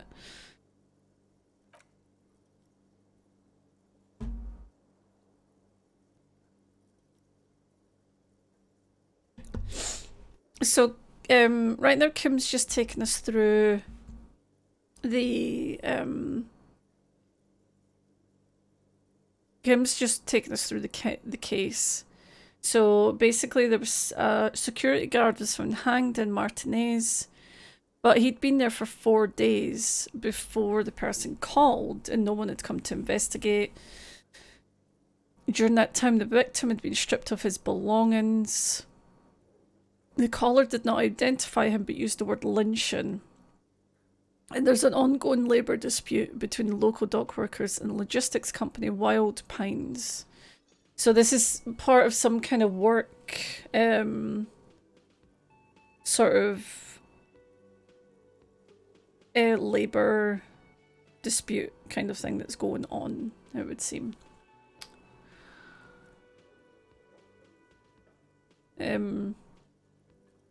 Yeah, I'd say it's definitely... Well, I mean, the game is on sale just now. I think because of, like, the Game Awards. And then the free update is going to be in March next year. So you can also wait until they sort of update it. But it definitely... I mean, it's great as it is, let's be honest. You know, they're going to add in a lot of, like, voice acting and all that kind of stuff. But, as it is, I think it's going to be a fun playthrough just now. Okay, so does a briefing say who the victim was? It was a security guard. We don't know. We don't know anything about the caller. There's a strong prejudice against involving the RCM in what's seen as union matters. That's the word I was looking for earlier, union. The Dockers Union is a de facto police in Martinez. Now it appears they've started executing too. We can't allow that. Okay. Yeah, what's the RCM? Is that us? The Revocol Citizens Militia. Oh, we're a militia? It's okay. Right. Okay, yeah, I still don't understand anything. Secret task complete. Ask him to tell you about the case. Nice. Okay, well, we are police officers. It's our job to find the killer. So that's what I intend to do. You should try to. Alright, okay. So, I think we've got all the information.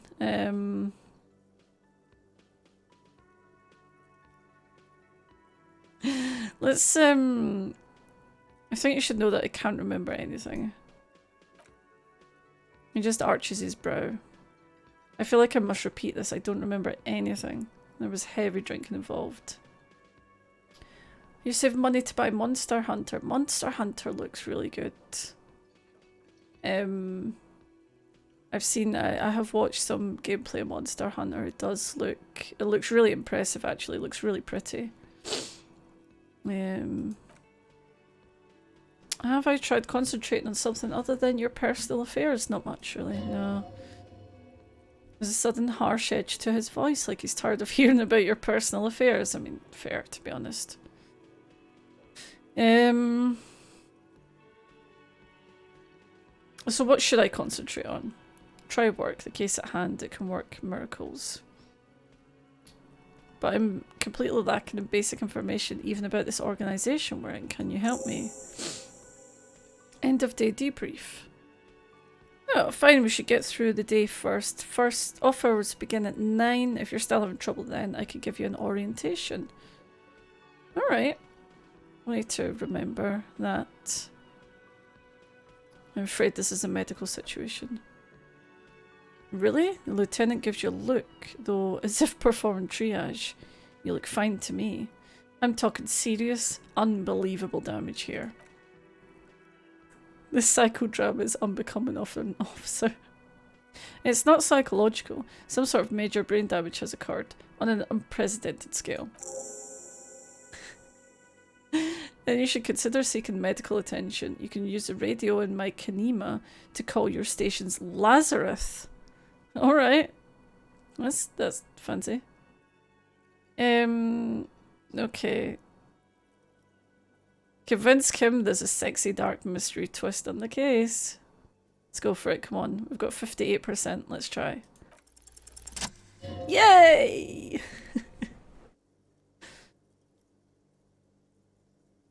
What if you did it? Did what? The hanged man? Yes, you killed him, and then as part of the plan you drowned out the memory. This was not the sexy twist I was looking for. Maybe this is why your chest feels so hollow. You did an awful thing and you can't even bring yourself to acknowledge it. Are you sure you'd have had the strength to take down a hardened mercenary? You're not in the best shape. That is very true.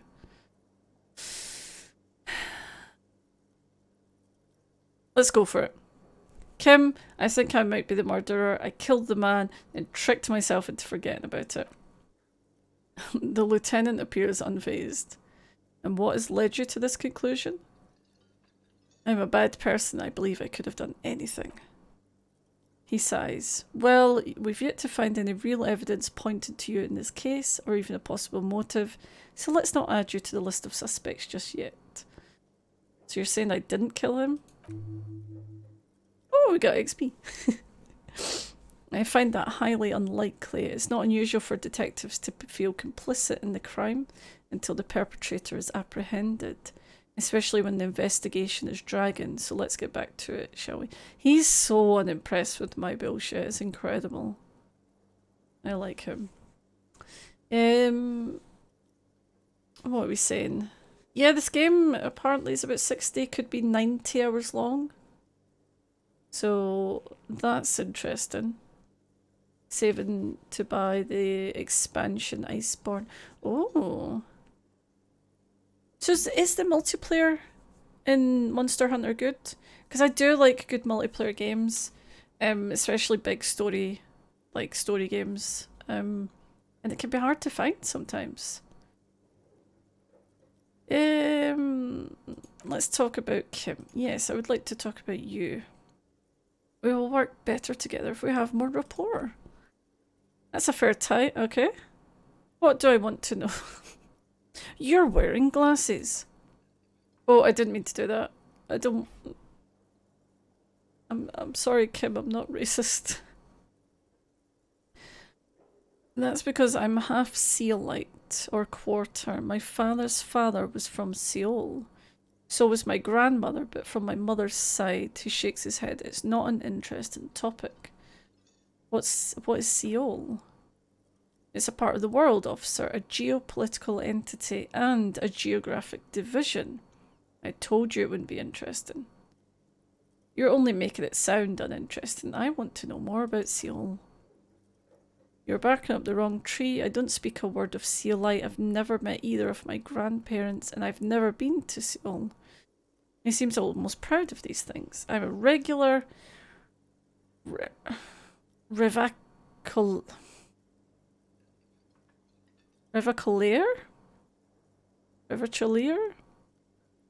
Yep. Love made up words are really complicated. He's glad to have shot down your question. I meant to ask you about wearing glasses. He says that's correct. Nice. That makes him a binoclard. Completely uncopped material if you say so yourself. Yeah, I'm not going to call him that. Glasses are cool. They're mostly cumbersome. Well, you know. You could use a good normal pair yourself. Yeah, probably. Tell me a secret about yourself. No. Go on. Your brain sends a signal to your lips, but they refuse the order. Something is paralyzing them. You're pretty sure it's something to do with the lieutenant's eyebrow. Oh god, he's got a paralyzing eyebrow.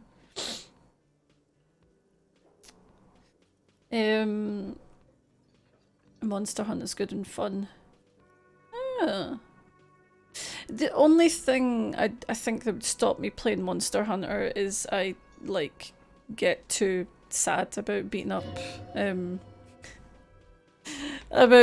big monsters. Because I remember watching Guspo play Shadow of the Colossus, and I just felt really bad for all the colossi.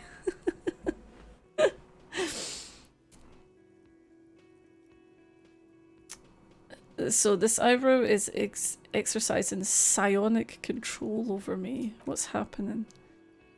Something the matter? This guy's got authority off the charts. With just a flick of his eyebrow, he's able to make you his thrall. Oh. Yeah, what can I do about it? Nothing. You better hope he doesn't abuse his authority. There's a lot of it. I'm going to accept my thralldom. Yes. He relaxes his eyebrow and you seem to regain control of yourself. Okay. Do you ever talk with yourself? What do you mean? You know, when you're thinking, do you ever have conversations with your brain? I have no idea what you're talking about. Come on. Okay. This is... So, I've had the conversation about the whole imagination thing. As some people don't see pictures in their head. Which I don't. I can imagine things, but I don't see them as pictures. Do you think there's like... Is there people that actually like don't sort of have little conversations with themselves? Because that's quite interesting. If that's actually true. Like, because I talk to myself all the time. I've always got a little conversation going on in there, you know? Yeah. Your brain never chimes in with advice or warnings? I can't say it does, no. I need to think I just used my notebook. Alright, okay. He converses with himself in his blue notebook, okay. You're super lucid, yet psychedelic. You don't need office supplies to connect to your nervous system. You're special. I know. Sweet, okay. You do seem to be following me. Just an observation. You have a... He's looking for the right word. A distinctive way of walking. If I were to walk in front of you, we would surely collide. What do you mean distinctive? I hope you don't take this the wrong way. It's just a collegial observation. In the 57th, we call it the Jamrock Shuffle. Officers from Jamrock's 41st Precinct tend to move a bit erratically. How's that? They say it's a scene-clearing technique developed by one of your lieutenants for gathering evidence. It's erratic yet thorough. Prioritizes containers. That's racist. I don't prioritize containers. You get why containers? I don't know. Containers contain, I guess. I'm making assumptions. We should move on. Okay. Sure.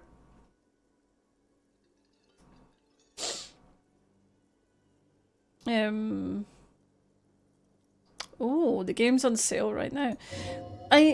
I am, like, always looking for new games to play, but I'm also very aware, one of the reasons I'm playing Disco Elysium is I'm very aware I have a huge, huge catalogue of games.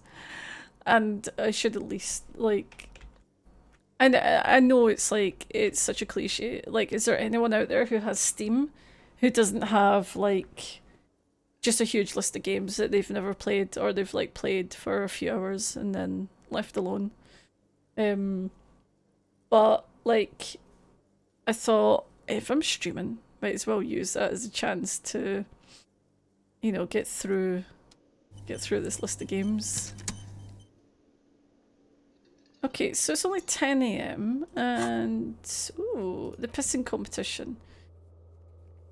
So apparently there was a pissing match between Precinct 41 and Precinct 57. Ask him about this after the initial inspection of the dead body. We do the end of day debrief, okay. And we can call our Lazarus. Okay, so we need to go and find this body. And then we can go... You said I can go, like, out here.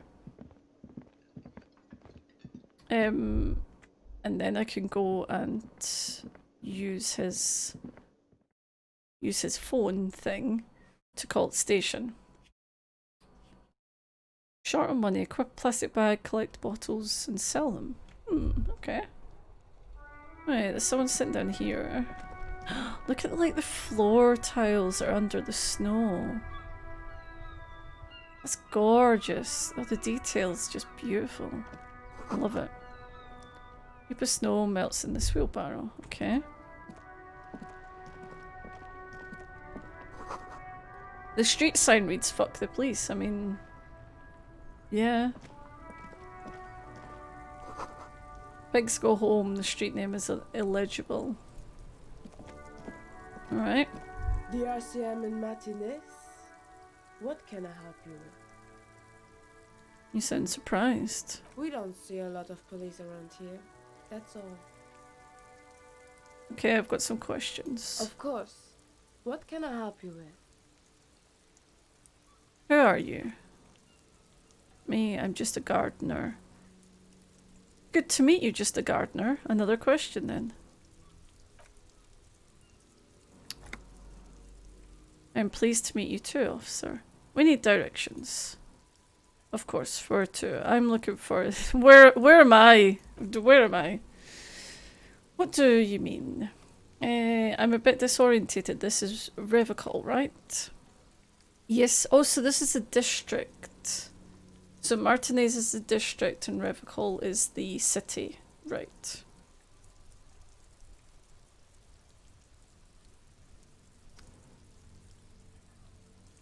Yeah, I mean, I don't know about other people, but I like playing lots of different games. I like, you know, sometimes I'll just be in the mood to play something different. So with streaming, I'm trying to keep it, you know, like a little bit different. I'm never going to be one of those people that just, you know, plays the same sort of game all the time. And I think it's good as well because then like people can, you know, you could get introduced to new sort of games, do different kind of genres and stuff, and just mix it up a bit, you know, keep it interesting. This is definitely this is very different to to anything we've played so far, but then I don't think there's much out there like this game, to be honest. Okay. Kim, he knows where we are, he just wants directions. The lieutenant seems uncomfortable with the level of disorientation you're displaying. Okay. I am looking for a dead body. Oh, that. She points north. That's right there in the yard. Okay. She's relieved someone has come for it, finally. What's up in the north? There's a pier, the Cape Side apartment building, some more tenements, not a rot, really. East. Harbour Gates, some kind of commotion, I think. I don't follow the local politics. A fruit store too. What's in the south? Some shops and a bridge. The canal bridge leads to the coast, but it's broken. I think some kind of accident. What's on the other side of the canal? Just coast. There's a little fishing village there and a fish market, but that got closed down ages ago. Shivers. Rows of stalls under a broad roof where silvery fish were heaped on newspapers.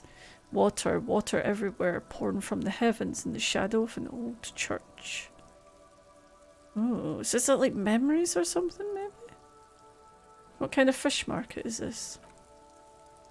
I don't know, the abandoned kind. I used to gather every spring, but there's nothing to do there now, just drug addicts.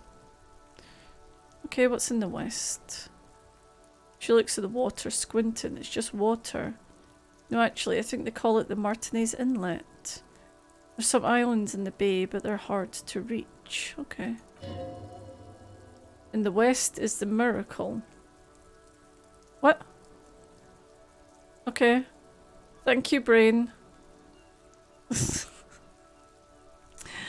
What is this fuck the police business? Excuse me, she doesn't understand. She's uncomfortable. Maybe you should drop this line of questioning. Okay, yeah. Let's leave it there. She's not done anything wrong, so... Wipes her brow with a canary yellow glove. For gloves, you get the feeling you need them. You have a dead body to deal with, after all. Okay. One more thing. Can I borrow your gloves? Sure, keep them. I have another pair. She hands you the rubber gloves with no visible annoyance. Thank you very much. She's very kind. Oh, wait, I keep forgetting to do this. Oh, all around you, rain falls in the great city of Revachol. Rain drips from the eaves and floods the gutters, washing the filth away. The spring thaw must be here. The snow is melting. What am I doing? Looking up at the sky, cold water dripping from your hair. What do I see? Grey sky like great battleships, clouds colliding with one another. Rain falls down on the world. How does it feel? Your shirt sticks to your chest. The shoulders of your disco blazer grow heavy. The cold finds its way in under your skin. You shiver and the city shivers with you. What is in the west? Sheets of rain over the water. A flight of stairs leading into the ocean. Wave after wave washing the coast of Martinaise with motorboats and gently swaying reeds. The ruins of a half-sunken sea fort crumble on an inlet. Beyond the bay of Revachol, ghosts rise into the sky. Run your fingers through your dampened hair. Your hair is an oily mess flecked with ash from neighbouring coal plants. Smokestacks rise somewhere in the distance. Wait, I want to know more about the west. What is down the shore? Urban coastline, rain dripping off eternite-covered roofs, cinder blocks left over from half-finished construction. A defunct research and development building once seized by revolutionaries. An old wooden church stands on stilts above the water. And beyond that? Coal City, end of all lines. Who are you, ghosts? The skyscrapers of La Delta, the financial district, a faint golden light seeps from the office windows. Will you ever go there? Will I? No. You're just one of the hundreds of thousands who watch them rise across the bay from Martinaise every day. Okay.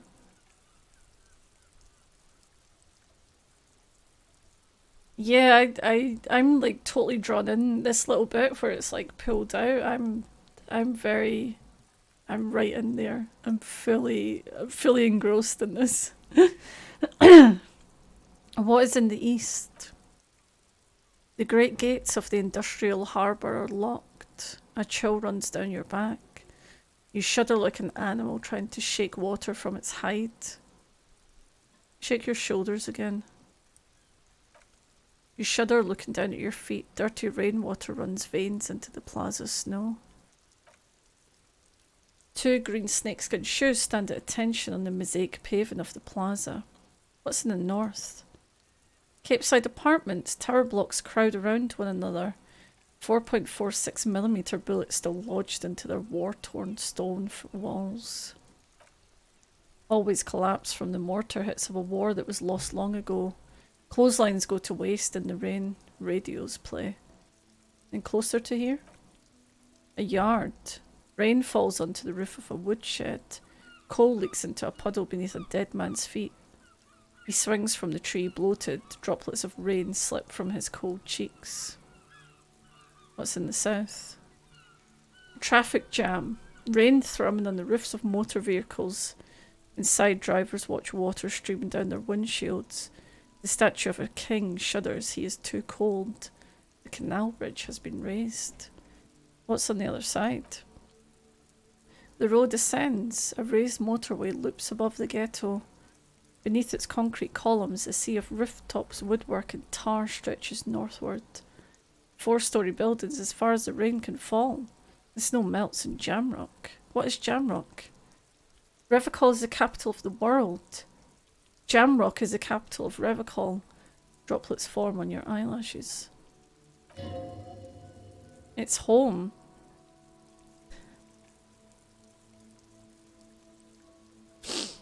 You see? Sometimes it's very deep and meaningful, and then it has lines such as, where the hood, where the hood, where the hood at.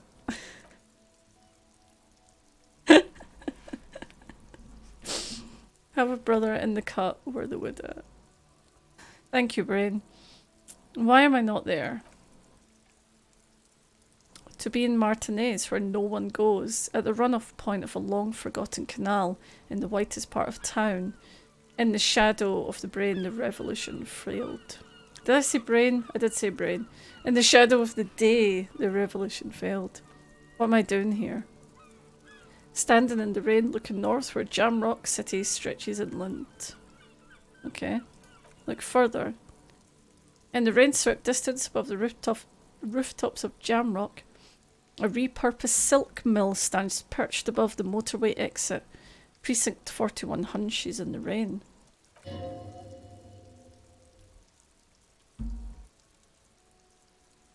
Esprit de Corps.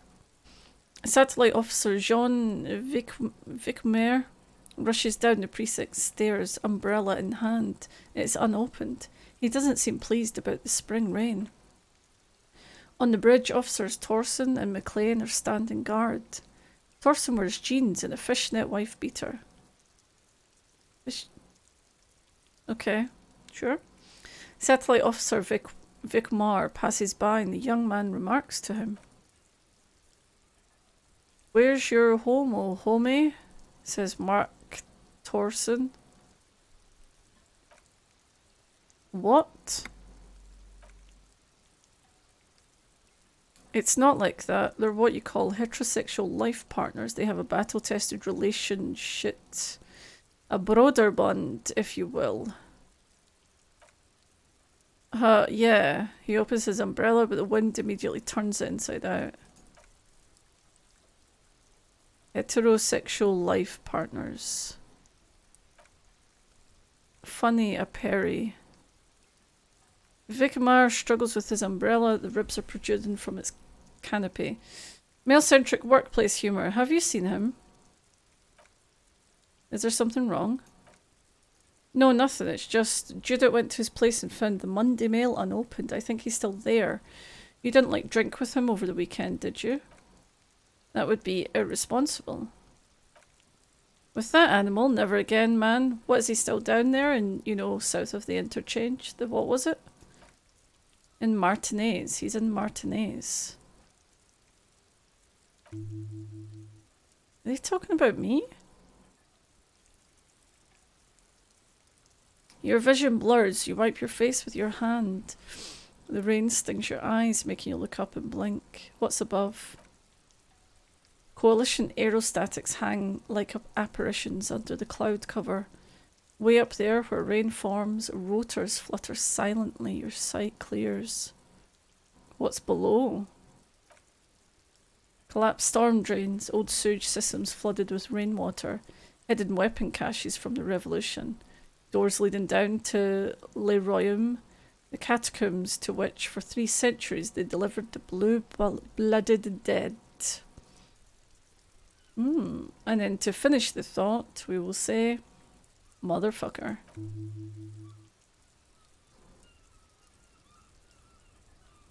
That was,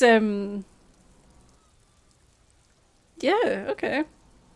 Fascinating. This is incredible.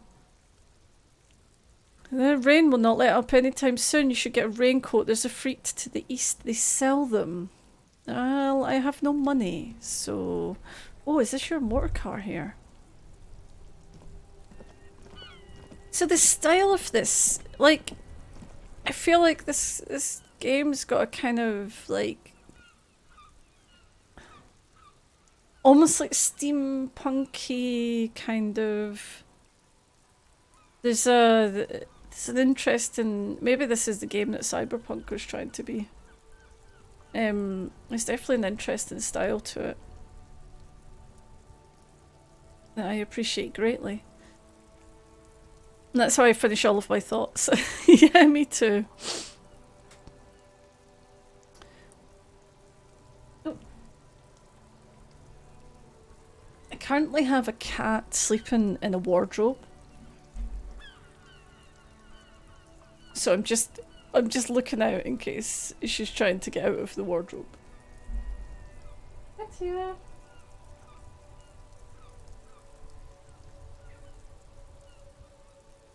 No, I think she's all good. I don't think it's the cat. I think she's still sleeping in the wardrobe. Okay, so this is Corpus Knema. Before you stands a motor carriage. The bodywork is covered in blue and white, livery bearing number 57.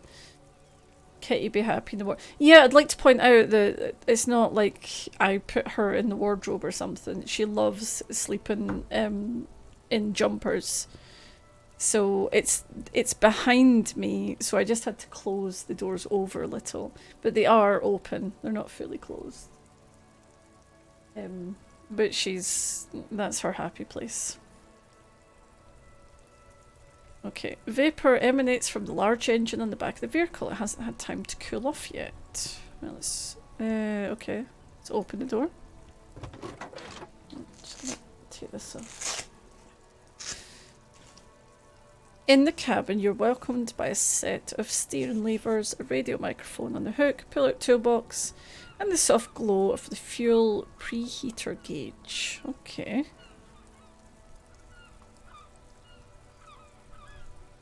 Tap on the fuel preheater gauge. What are we looking at? What is this machine? This is the Corpus Knema, my motor carriage. You can use the toolbox and the radio if you like, okay? Motor carriage. Something bad with a motor carriage. A dark lump rises in your throat. Uh-oh. What is this sinking feeling I have with the words motor carriage? Nothing. It's probably nothing. Forget I brought it up. Please proceed with the carefree lollygagging. I don't believe you, brain. Okay.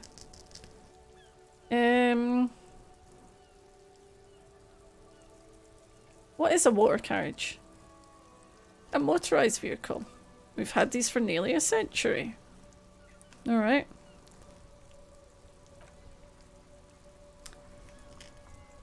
Okay, so where's I was gonna say where's mine, but I probably don't have one because I'm very drunk. Alright, so let's check out the toolbox. Take what you need. It's going to be a long case. I'm not protective of my tools like some men are. He's clearly a little protective of his tools. Okay. Let's take a pry bar. Okay. Pry bar feels nice and cold in your hand, heavier than you think. Cold and heavy like truth. You feel like you're reunited with truth once more. Okay. Useful for opening all sorts of doors and lids. Okay. Oh yeah, Mr. Gan, thank you for popping by. I hope you'll be able to catch some more streams. Yep, Guspo's said all the things that I need to say. Check out the Discord. Oh, do you know the Discord link won't work because I don't have the fucking chat bot switched on. Just one moment, please. I need to switch on the chat bot. Oh. But yes, I'm glad you enjoyed hanging out with us for a little bit. Right. I didn't even notice that the automated messages weren't coming up. What am I like? Right, that's launching. That'll be launched in a minute. And then you could actually link to Discord. Okay, so we got ourselves a pry bar. Oh, we can take other things. Okay, let's have the chain cutters then.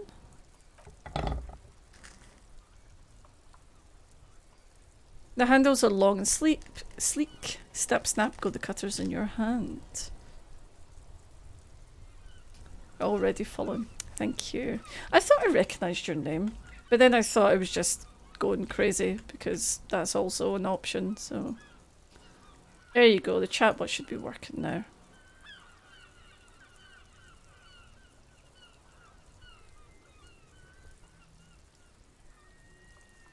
Yay! There you go. Okay, let's take the flashlight. Excellent. You see things in the dark you would otherwise miss. Okay. Sweet. So we got ourselves some tools, which is handy.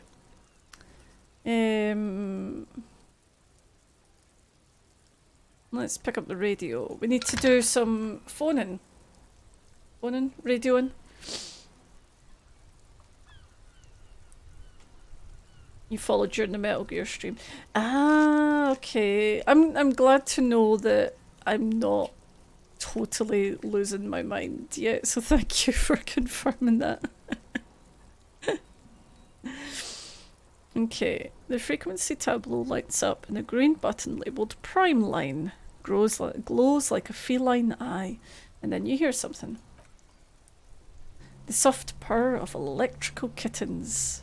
Radio waves cast far and wide over the metropolis. A woman's voice greets you through the static. This is Precinct 57. Hello, Lieutenant. How may I assist you? Okay. Hello, Alice. Please assist our colleague from the 41st Precinct here. I'm putting him on. Come in, Delta 10. This is Firewalker. Copy. This is Officer Alice Dimitri, Precinct 57. How may I assist you? Okay. Let's do these one by one because I need to do... Yep. I need to report my badge missing. So, after a while, an old man greets you on the radio. His rattly voice is oddly familiar. 10-2, 10-5, this is 41st, come in, over. The scrawny old man sits in a dusty cubicle smoking with a large white rectangle sewn on his vest. In front of him is a box-shaped apparatus with an array of wires and antennas, the radio switchboard. My memory's not what it used to be. Honestly, like, I've just accepted. I've never had a good memory. Do you know, it's not like it's a getting older thing either. I've just never had a good memory at all. I'm just maybe noticing it a bit more.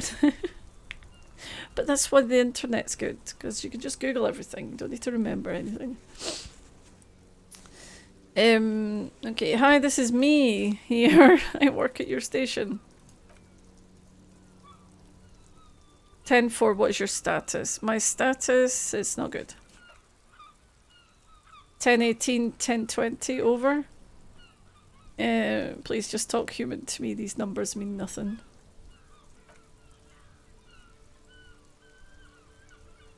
Okay. State your message. I need to report my badge missing. 10-9, repeat message, over. My badge, I can't find it anywhere. Basically, it's gone. 10-4, message received. This is a very serious situation. I need to 10-22 the captain, over. Okay. 10-22 the captain. This sounds bad. Bad and scary, like being called to the headmaster's office. Yes.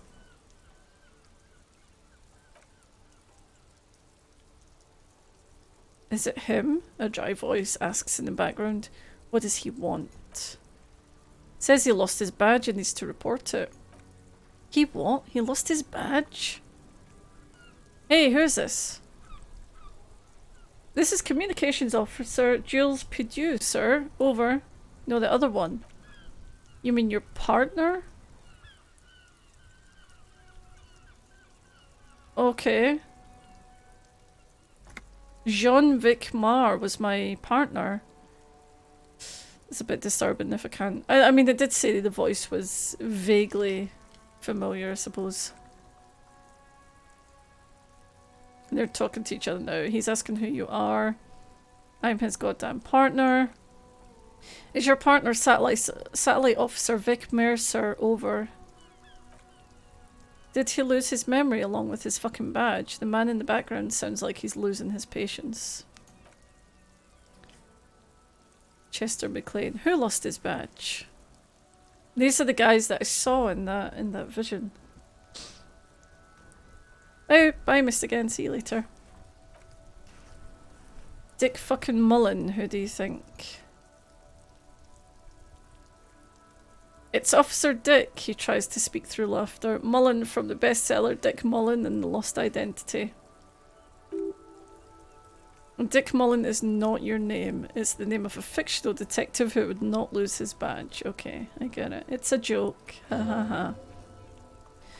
Defend yourself immediately. They're laughing at you. Okay. Haha, officer lost his badge. Haha, like I'm the first cop to ever misplace his badge. He says this has probably happened to other policemen before him and laughs sarcastically. Oh goddamn, is he fucking kidding? The whole station's going to be dicked for this.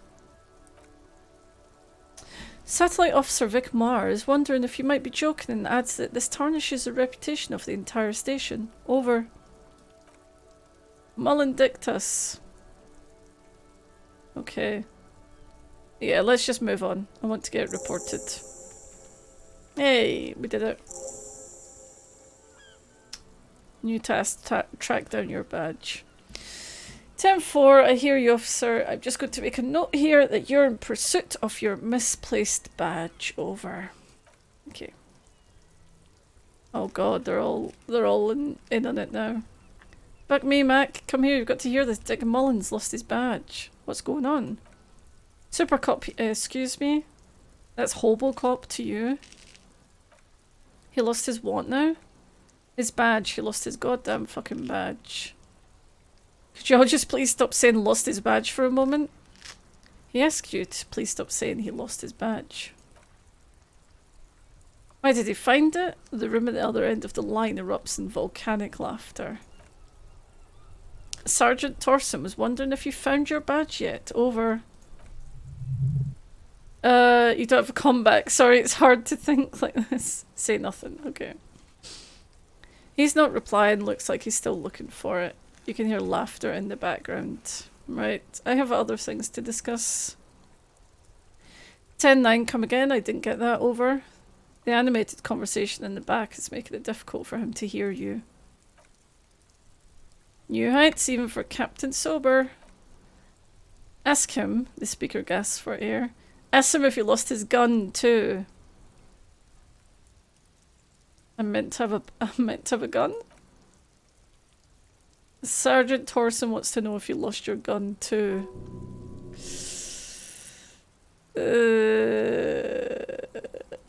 Check your pockets, check your holy fuck, you don't know where it is, do you?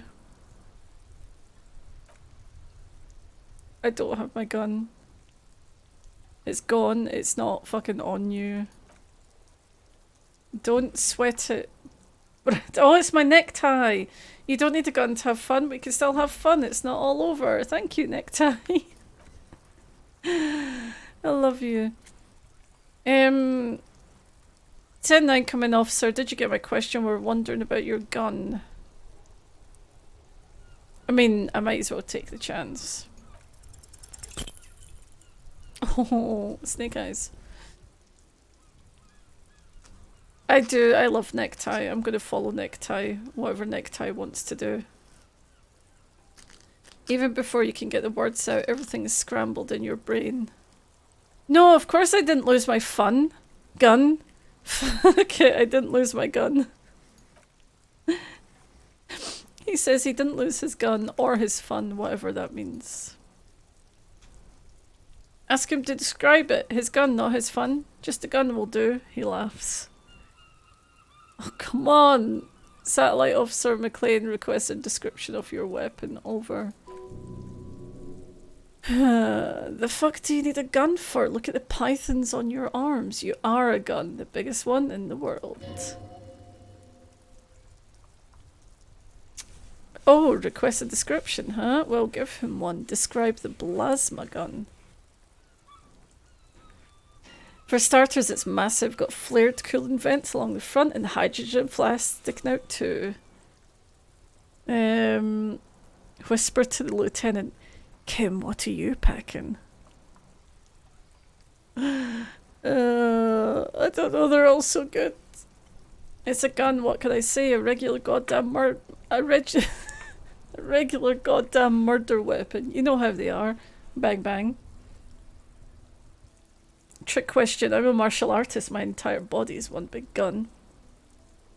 Oh, I don't know what to pick. They're so good.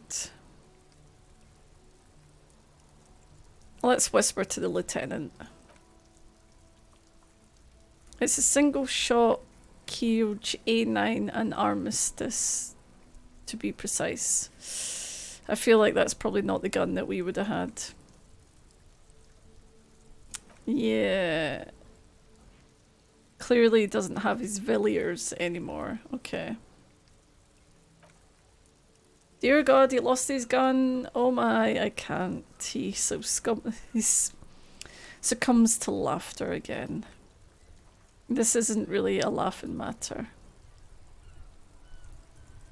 Mac can face the giant of Coconur by himself, but Disco here made him piss his pants.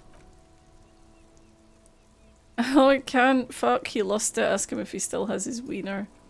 I'm not going to. Ask him! Sergeant Torson here is wondering if you're still in possession of your genitalia. Over. Now is a good time to say fuck and ass and so on. That'll make this right.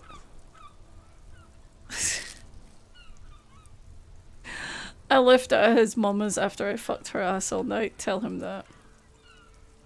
That's a negative. I mean, I had to.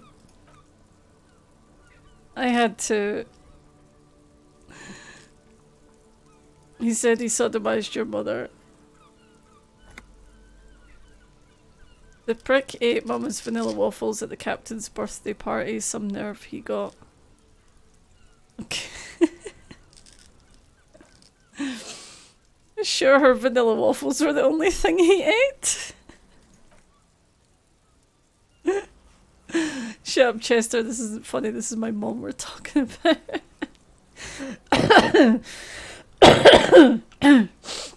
I'm not going to apologize. Nope. Hey, if you don't like the Fallout, maybe don't fuck with a Firewalker.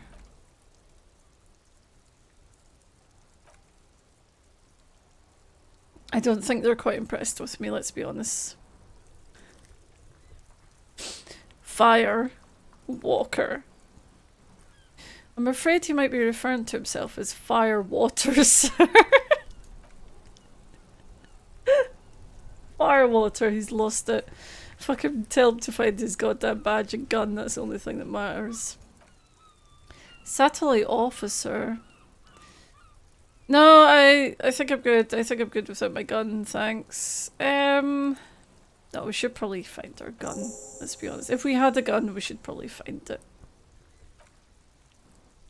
I'm glad that Mac is having such a good laugh over all of this. Officer, do you need further assistance? Yes, I need money. He doesn't have authority to grant the request. Yes, I'm asking for money. Am I fucking kidding? No, I need money. Don't give that asshole anything, he's just gonna drink it all. Okay. We ain't getting any more money. Ooh, we got a new skill point. It's paramount to the investigation that you grant me more money. I'm not... He isn't getting a red cent, you can tell him that. Okay. I think finding the gun and taking the dead body out of the tree are good things to agree. I agree, Guspo. I think they're very good things to do. I think we'll get on that when we get a chance. Nothing is working. Do I want to beg them? Do I want to resort to begging? I don't think so. No. No. We'll make some money somehow. Right. Yeah, there's personal details we want to discuss. Before you say anything stupid, think about it. What is there to think about? You're going to be looking at a straitjacket if you tell everyone you lost your memory. Be smart about this. Ask if he's there alone. Okay, yeah. 10-4, sir. I'm not hearing your question. The radio operator inquires again.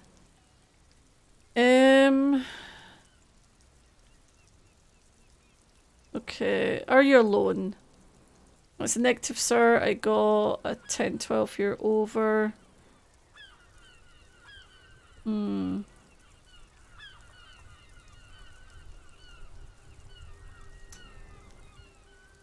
wanted to know if you got my badge's description right in your report. Could you read it to me? Name, rank, date of birth.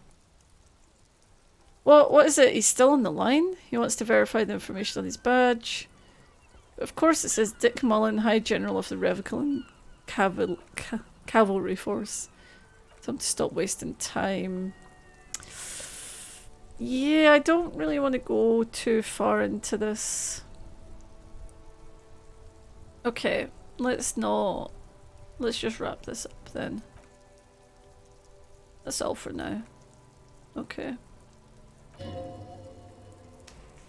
18 kilometers to the south, in the 41st Precinct relay booth, a small crowd has gathered around Communication Officer Jules Oldboy Perdue, around a dozen cops. The small room is filled with cigarette smoke, abuzz with laughter. When Officer Judith Mwinwa enters, her left arm is in bandages and her hair trimmed short. What's going on here? Did something happen? She asks, startled. Jean-Vic Mar turns to her and says, "What happened is my partner made contact. It's not good. He's lost his badge and his sidearm. He seems confused, delirious even." Mac the Torso Torson is finger fucking his fist, laughing hoarsely and apparently telling some dirty story to his partner, Chester McLean, near the entrance. Suddenly he interjects. "Yeah, Mullen was fucked alright, sounds fucking drunk to me." The tall ginger on his right still has tears of laughter in his eyes. "Yeah, Mac's right, there was some gnarly shit there. I mean, before he started begging for money, it was..." Satellite Officer Vicmar bites down on his knuckles. "Enough," he shouts across the room. The commotion dies down. All eyes turn to him. None of this is funny, it's fucking sad, that's what it is. He's a cop, he's one of us, god damn this. Minnow looks... Minnow? These are all sort of... They're definitely... A lot of them have got like kind of French sort of accents to them. Hobocop to the rescue of his own gun and badge. Exactly. All you need to do is believe in Hobocop and everything will be fine. Minnow looks down at her neatly polished black shoes. There's quiet firmness to her voice when she speaks. "We must help him." "Yeah, how do you fucking plan to do that, huh? Get him off the drink, go jogging with him in the morning, and get him on carrot juice? He's a lost man." "I just know we can't give up on him when he's at his weakest. He wouldn't." The crowd in the room has started fidgeting uncomfortably. Someone's trying to slip out unnoticed. Mac, man the door. He gestures Torson to block the doorway, then turns to Minnow. "You know what he told me? I don't want to get better, I want to get worse." Those were his words. He sighs heavily and turns to address the room. "This shit does not leave this room. Not a word of this to the captain or anyone else. Will give him a couple of days to pull his shit together." Okay. Old boy lights another cigarette and says, "I guess I can hold off the report for a few days." Good. Vicmar turns to the others. "Okay, everybody, nothing but a prank call here. We got our laughs, now get back to work." Alright, okay. So, yeah. So there's a bit of concern for our character, clearly. He's clearly went through something and is clearly sort of not dealing with it well. So, hopefully, with our couple of days, we can We can fix ourselves up a bit, maybe. I think that's us done here. So we've got a lot of new things there. Yeah, so we've got a... So that was one of the ones that was recommended, wasn't it?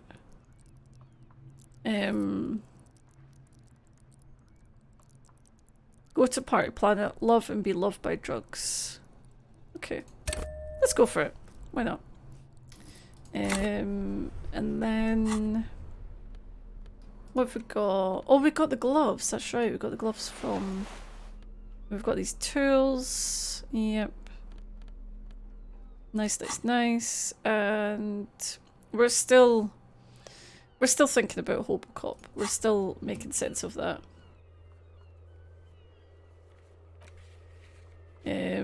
Yep, so we need to work out how to do that.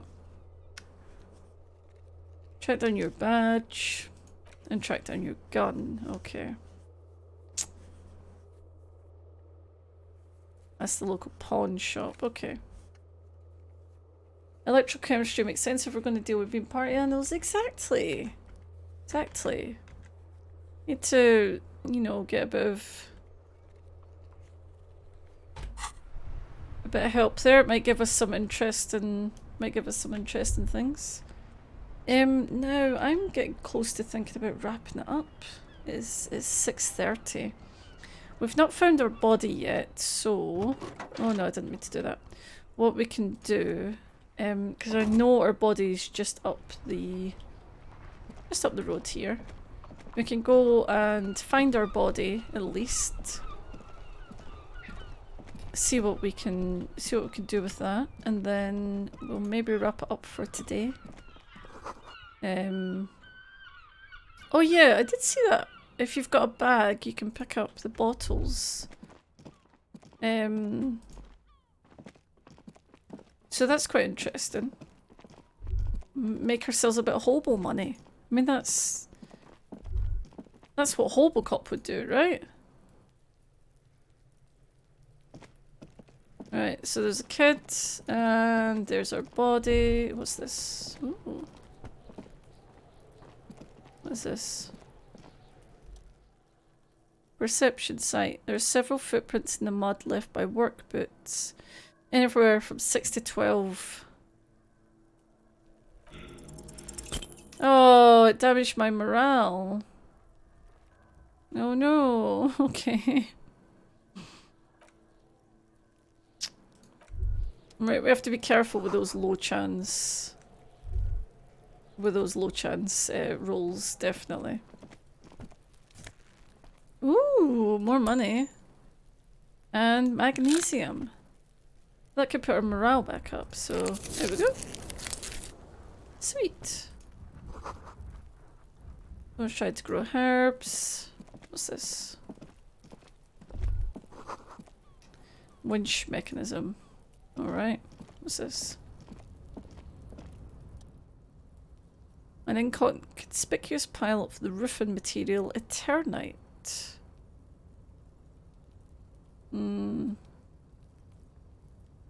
What is this? Okay, let's leave that for now. Let's just go and check on our body. And then we'll see about wrapping it up. So there is a ladder we can climb up if we want to go and cut it down. The Hanged Man. The corpse looks at you with bulging white eyes. The face around him does not look human. It's swollen and ready to burst. His lips are fish-like and his tongue is a ball gag in his mouth. You seem to be holding your breath. Yeah, it probably doesn't smell very nice. Look down. Cargo belt twists his neck at an unnatural angle. The body below appears stiff. It's letting out an ungodly rot. The smell seeps in even through your clenched nostrils. Okay, there's no way we can do that, so let's figure that. Why is it so bad? Active decay. The lieutenant raises a white piece of linen to his nose. It's okay to throw up officer known as judging. He's about to blow. The cop's got to blow. Oh, I remember these kids. They're a pain in the arse. Okay. So we're gonna have to do something before we can deal with the body. Let's see if Kim's got any... No, he's got nothing new to say. Right, come on kid, what have you got to say? Stop throwing stones at the body. Kono's got this! I forgot about the accent.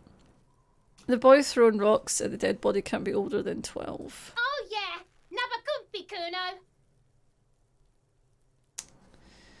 Hey kid, a word police business. Right in the dick, Kuno. Get him right in the dick. The children ignore you. Love it in the dick! Yep.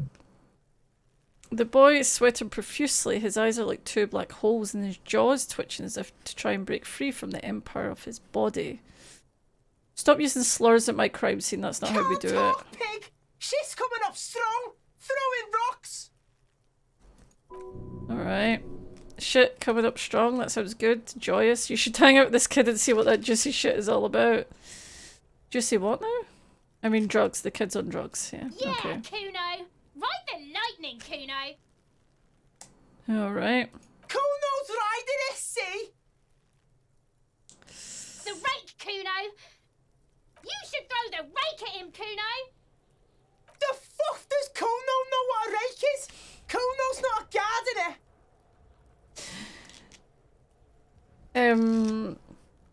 So the adults are French, the kids are Scouse. Yeah.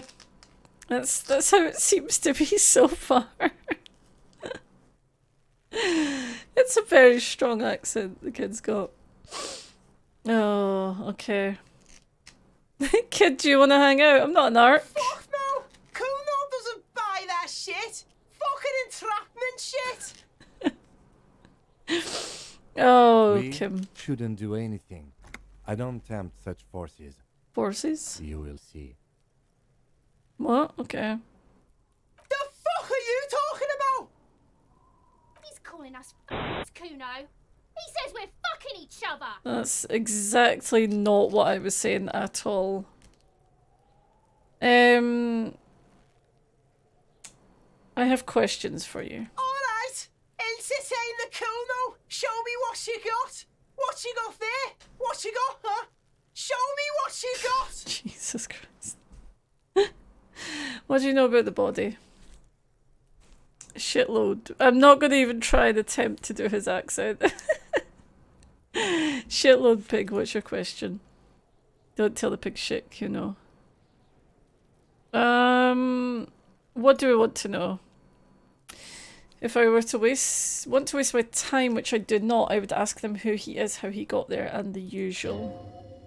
You have no idea what the usual is, just ask whatever comes to mind, okay. Do you know who he was? It's Kuno's fuck gimp, apparently. He uses the fuck gimp for target practice, okay.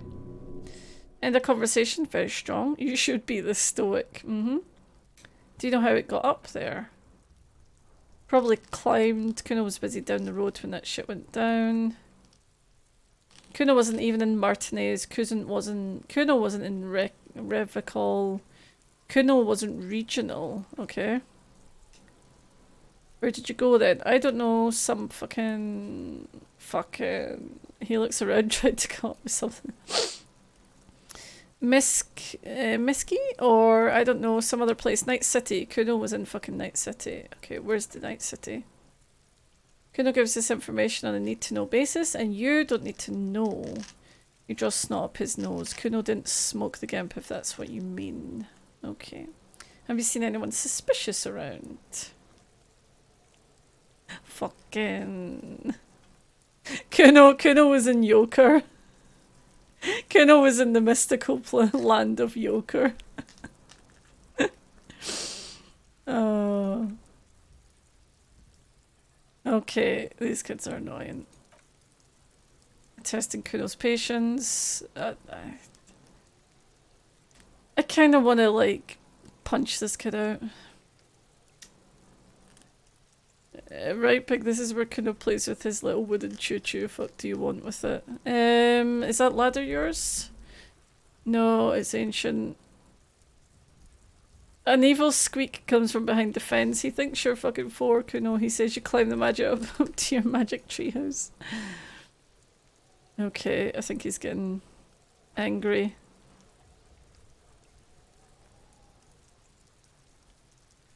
Right, it's in the greenhouse.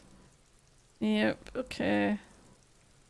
The gardener used to work in the greenhouse. Oh, the gardener that's at the bottom of the street. Ah. Okay. Yeah. Kuno doesn't explain shit, Kuno just says shit. He looks you in the eye and nods as if agreeing with himself. Okay. Yeah, I don't think we're gonna... Yeah, whatever. Kuno doesn't give a shit. He spits over his shoulder and looks back up at you. Who is Kuno? Kuno is Kuno. Pig. The boy points to his chest with both thumbs. Kuno. Primal. Violent. Sounds like you'd something you'd call a rabid dog. Yeah, think about it. Think about that rabid Kuno shit. He seems glad someone understood what he was going for. But right as he's getting distracted, you hear a malevolent hiss from behind the fence. Watch out, Kuno. He's trying to fiddle you. He's going to put his hands on you. The thing behind the fence starts squealing shrill and violent like a fire alarm. The sound gets louder as the child shouts at the windows overlooking the yard. Help, Pig's got Kuno. Help, rape. Help, he's got the Kuno. Okay. Yeah, I think we'll just leave.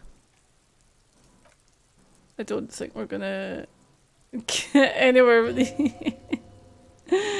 Don't listen, just go. That makes me want to listen though. I did listen.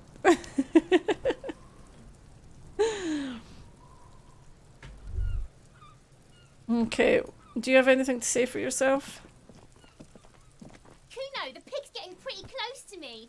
Come to snuff my shit out, I think. Take one step closer. Looks like it's time for me to go, Kuno. Pig's come to take me in.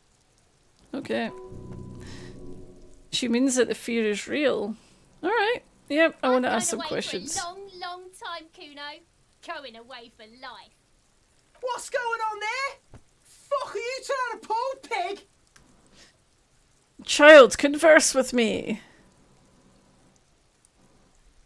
Murder was the case. Was the case they gave me. Okay. Alright. You guys are weird. What's this? The trash container is locked. The sliding lid has a padlock that says whirling in rags. There's something in there not necessarily connected to the case, but still. Why am I looking at you, trash container? You're just a trash container. Well, it is a container. Ah, maybe you're prioritizing it. Okay.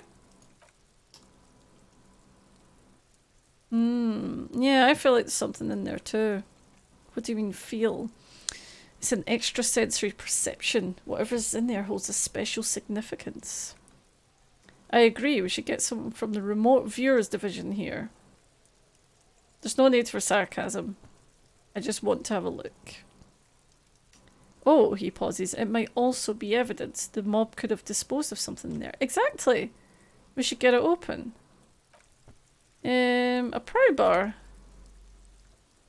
Or we could look for, we could ask for a key. Yeah. Oh, I'm not doing that. Now, so my chances of doing that were very low, probably because my... But can I... If I equip it, does that make a difference? What's this? The letter R wears a crown on the ribbon below, a light above descending.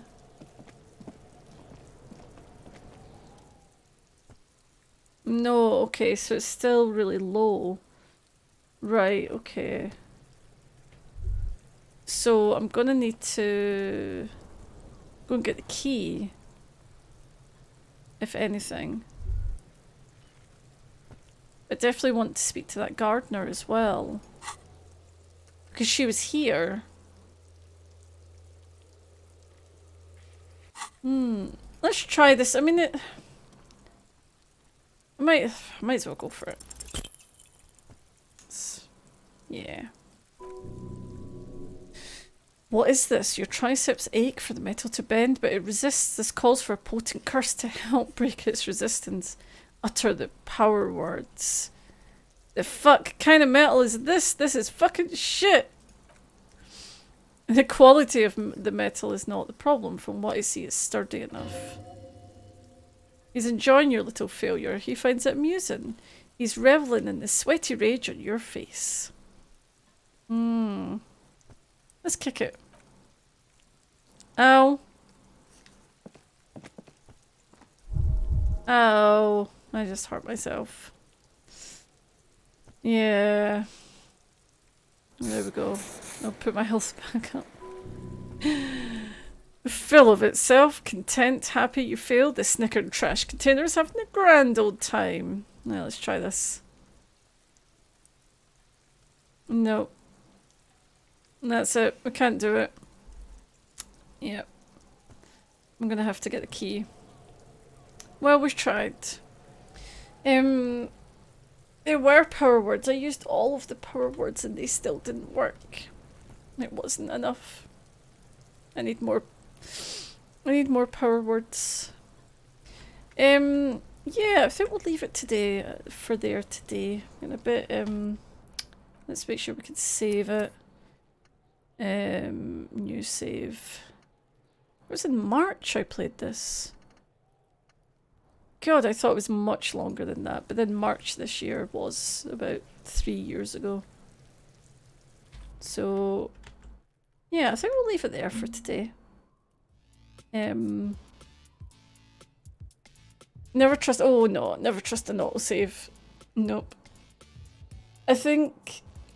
I don't know if, like, grown up, having to do manual saves onto memory cards and stuff, you know, I don't know if that has made me like I don't, there's not many games that I would trust to autosave on. I'd still like do a sort of manual save just to make sure, you know, just to make sure.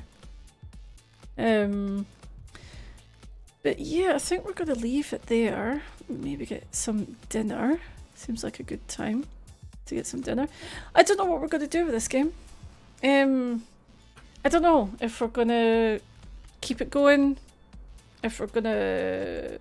I don't know. Yeah, the Discord is probably the best place for us to kind of chat about it. Because I'm not sure. I do want to play through some more. I'm not sure where we can fit it in. It is quite awesome, and I'm interested with it being such a long, sort of in-depth game. Might be fun to play with. So I don't know. Let's look into it. Let's think about it. Let's see, maybe it'll become an afternoon stream for a little while or something. Maybe, who knows? Edinburgh's nicest boy's playing House Flipper, so I think we'll go and give him a wee... He'll probably be getting fed up of our raids by now, but you know. Like fuck it. Yeah, raid, exactly. Raid. Wait, where's the... There we go, there's the thing. I'm pretty sure Gus can do that as well. Being a mod, I'm pretty sure you can set up the raids. But yeah, that was really fun. Thank you everybody for joining us for that. Let's go and take our butts over to Edinburgh's Nicest Boy, and I'll be back tomorrow afternoon. usual time, about 2ish maybe. We'll see what we're going to play. Thank you for joining. Let's go and pop over. Bye.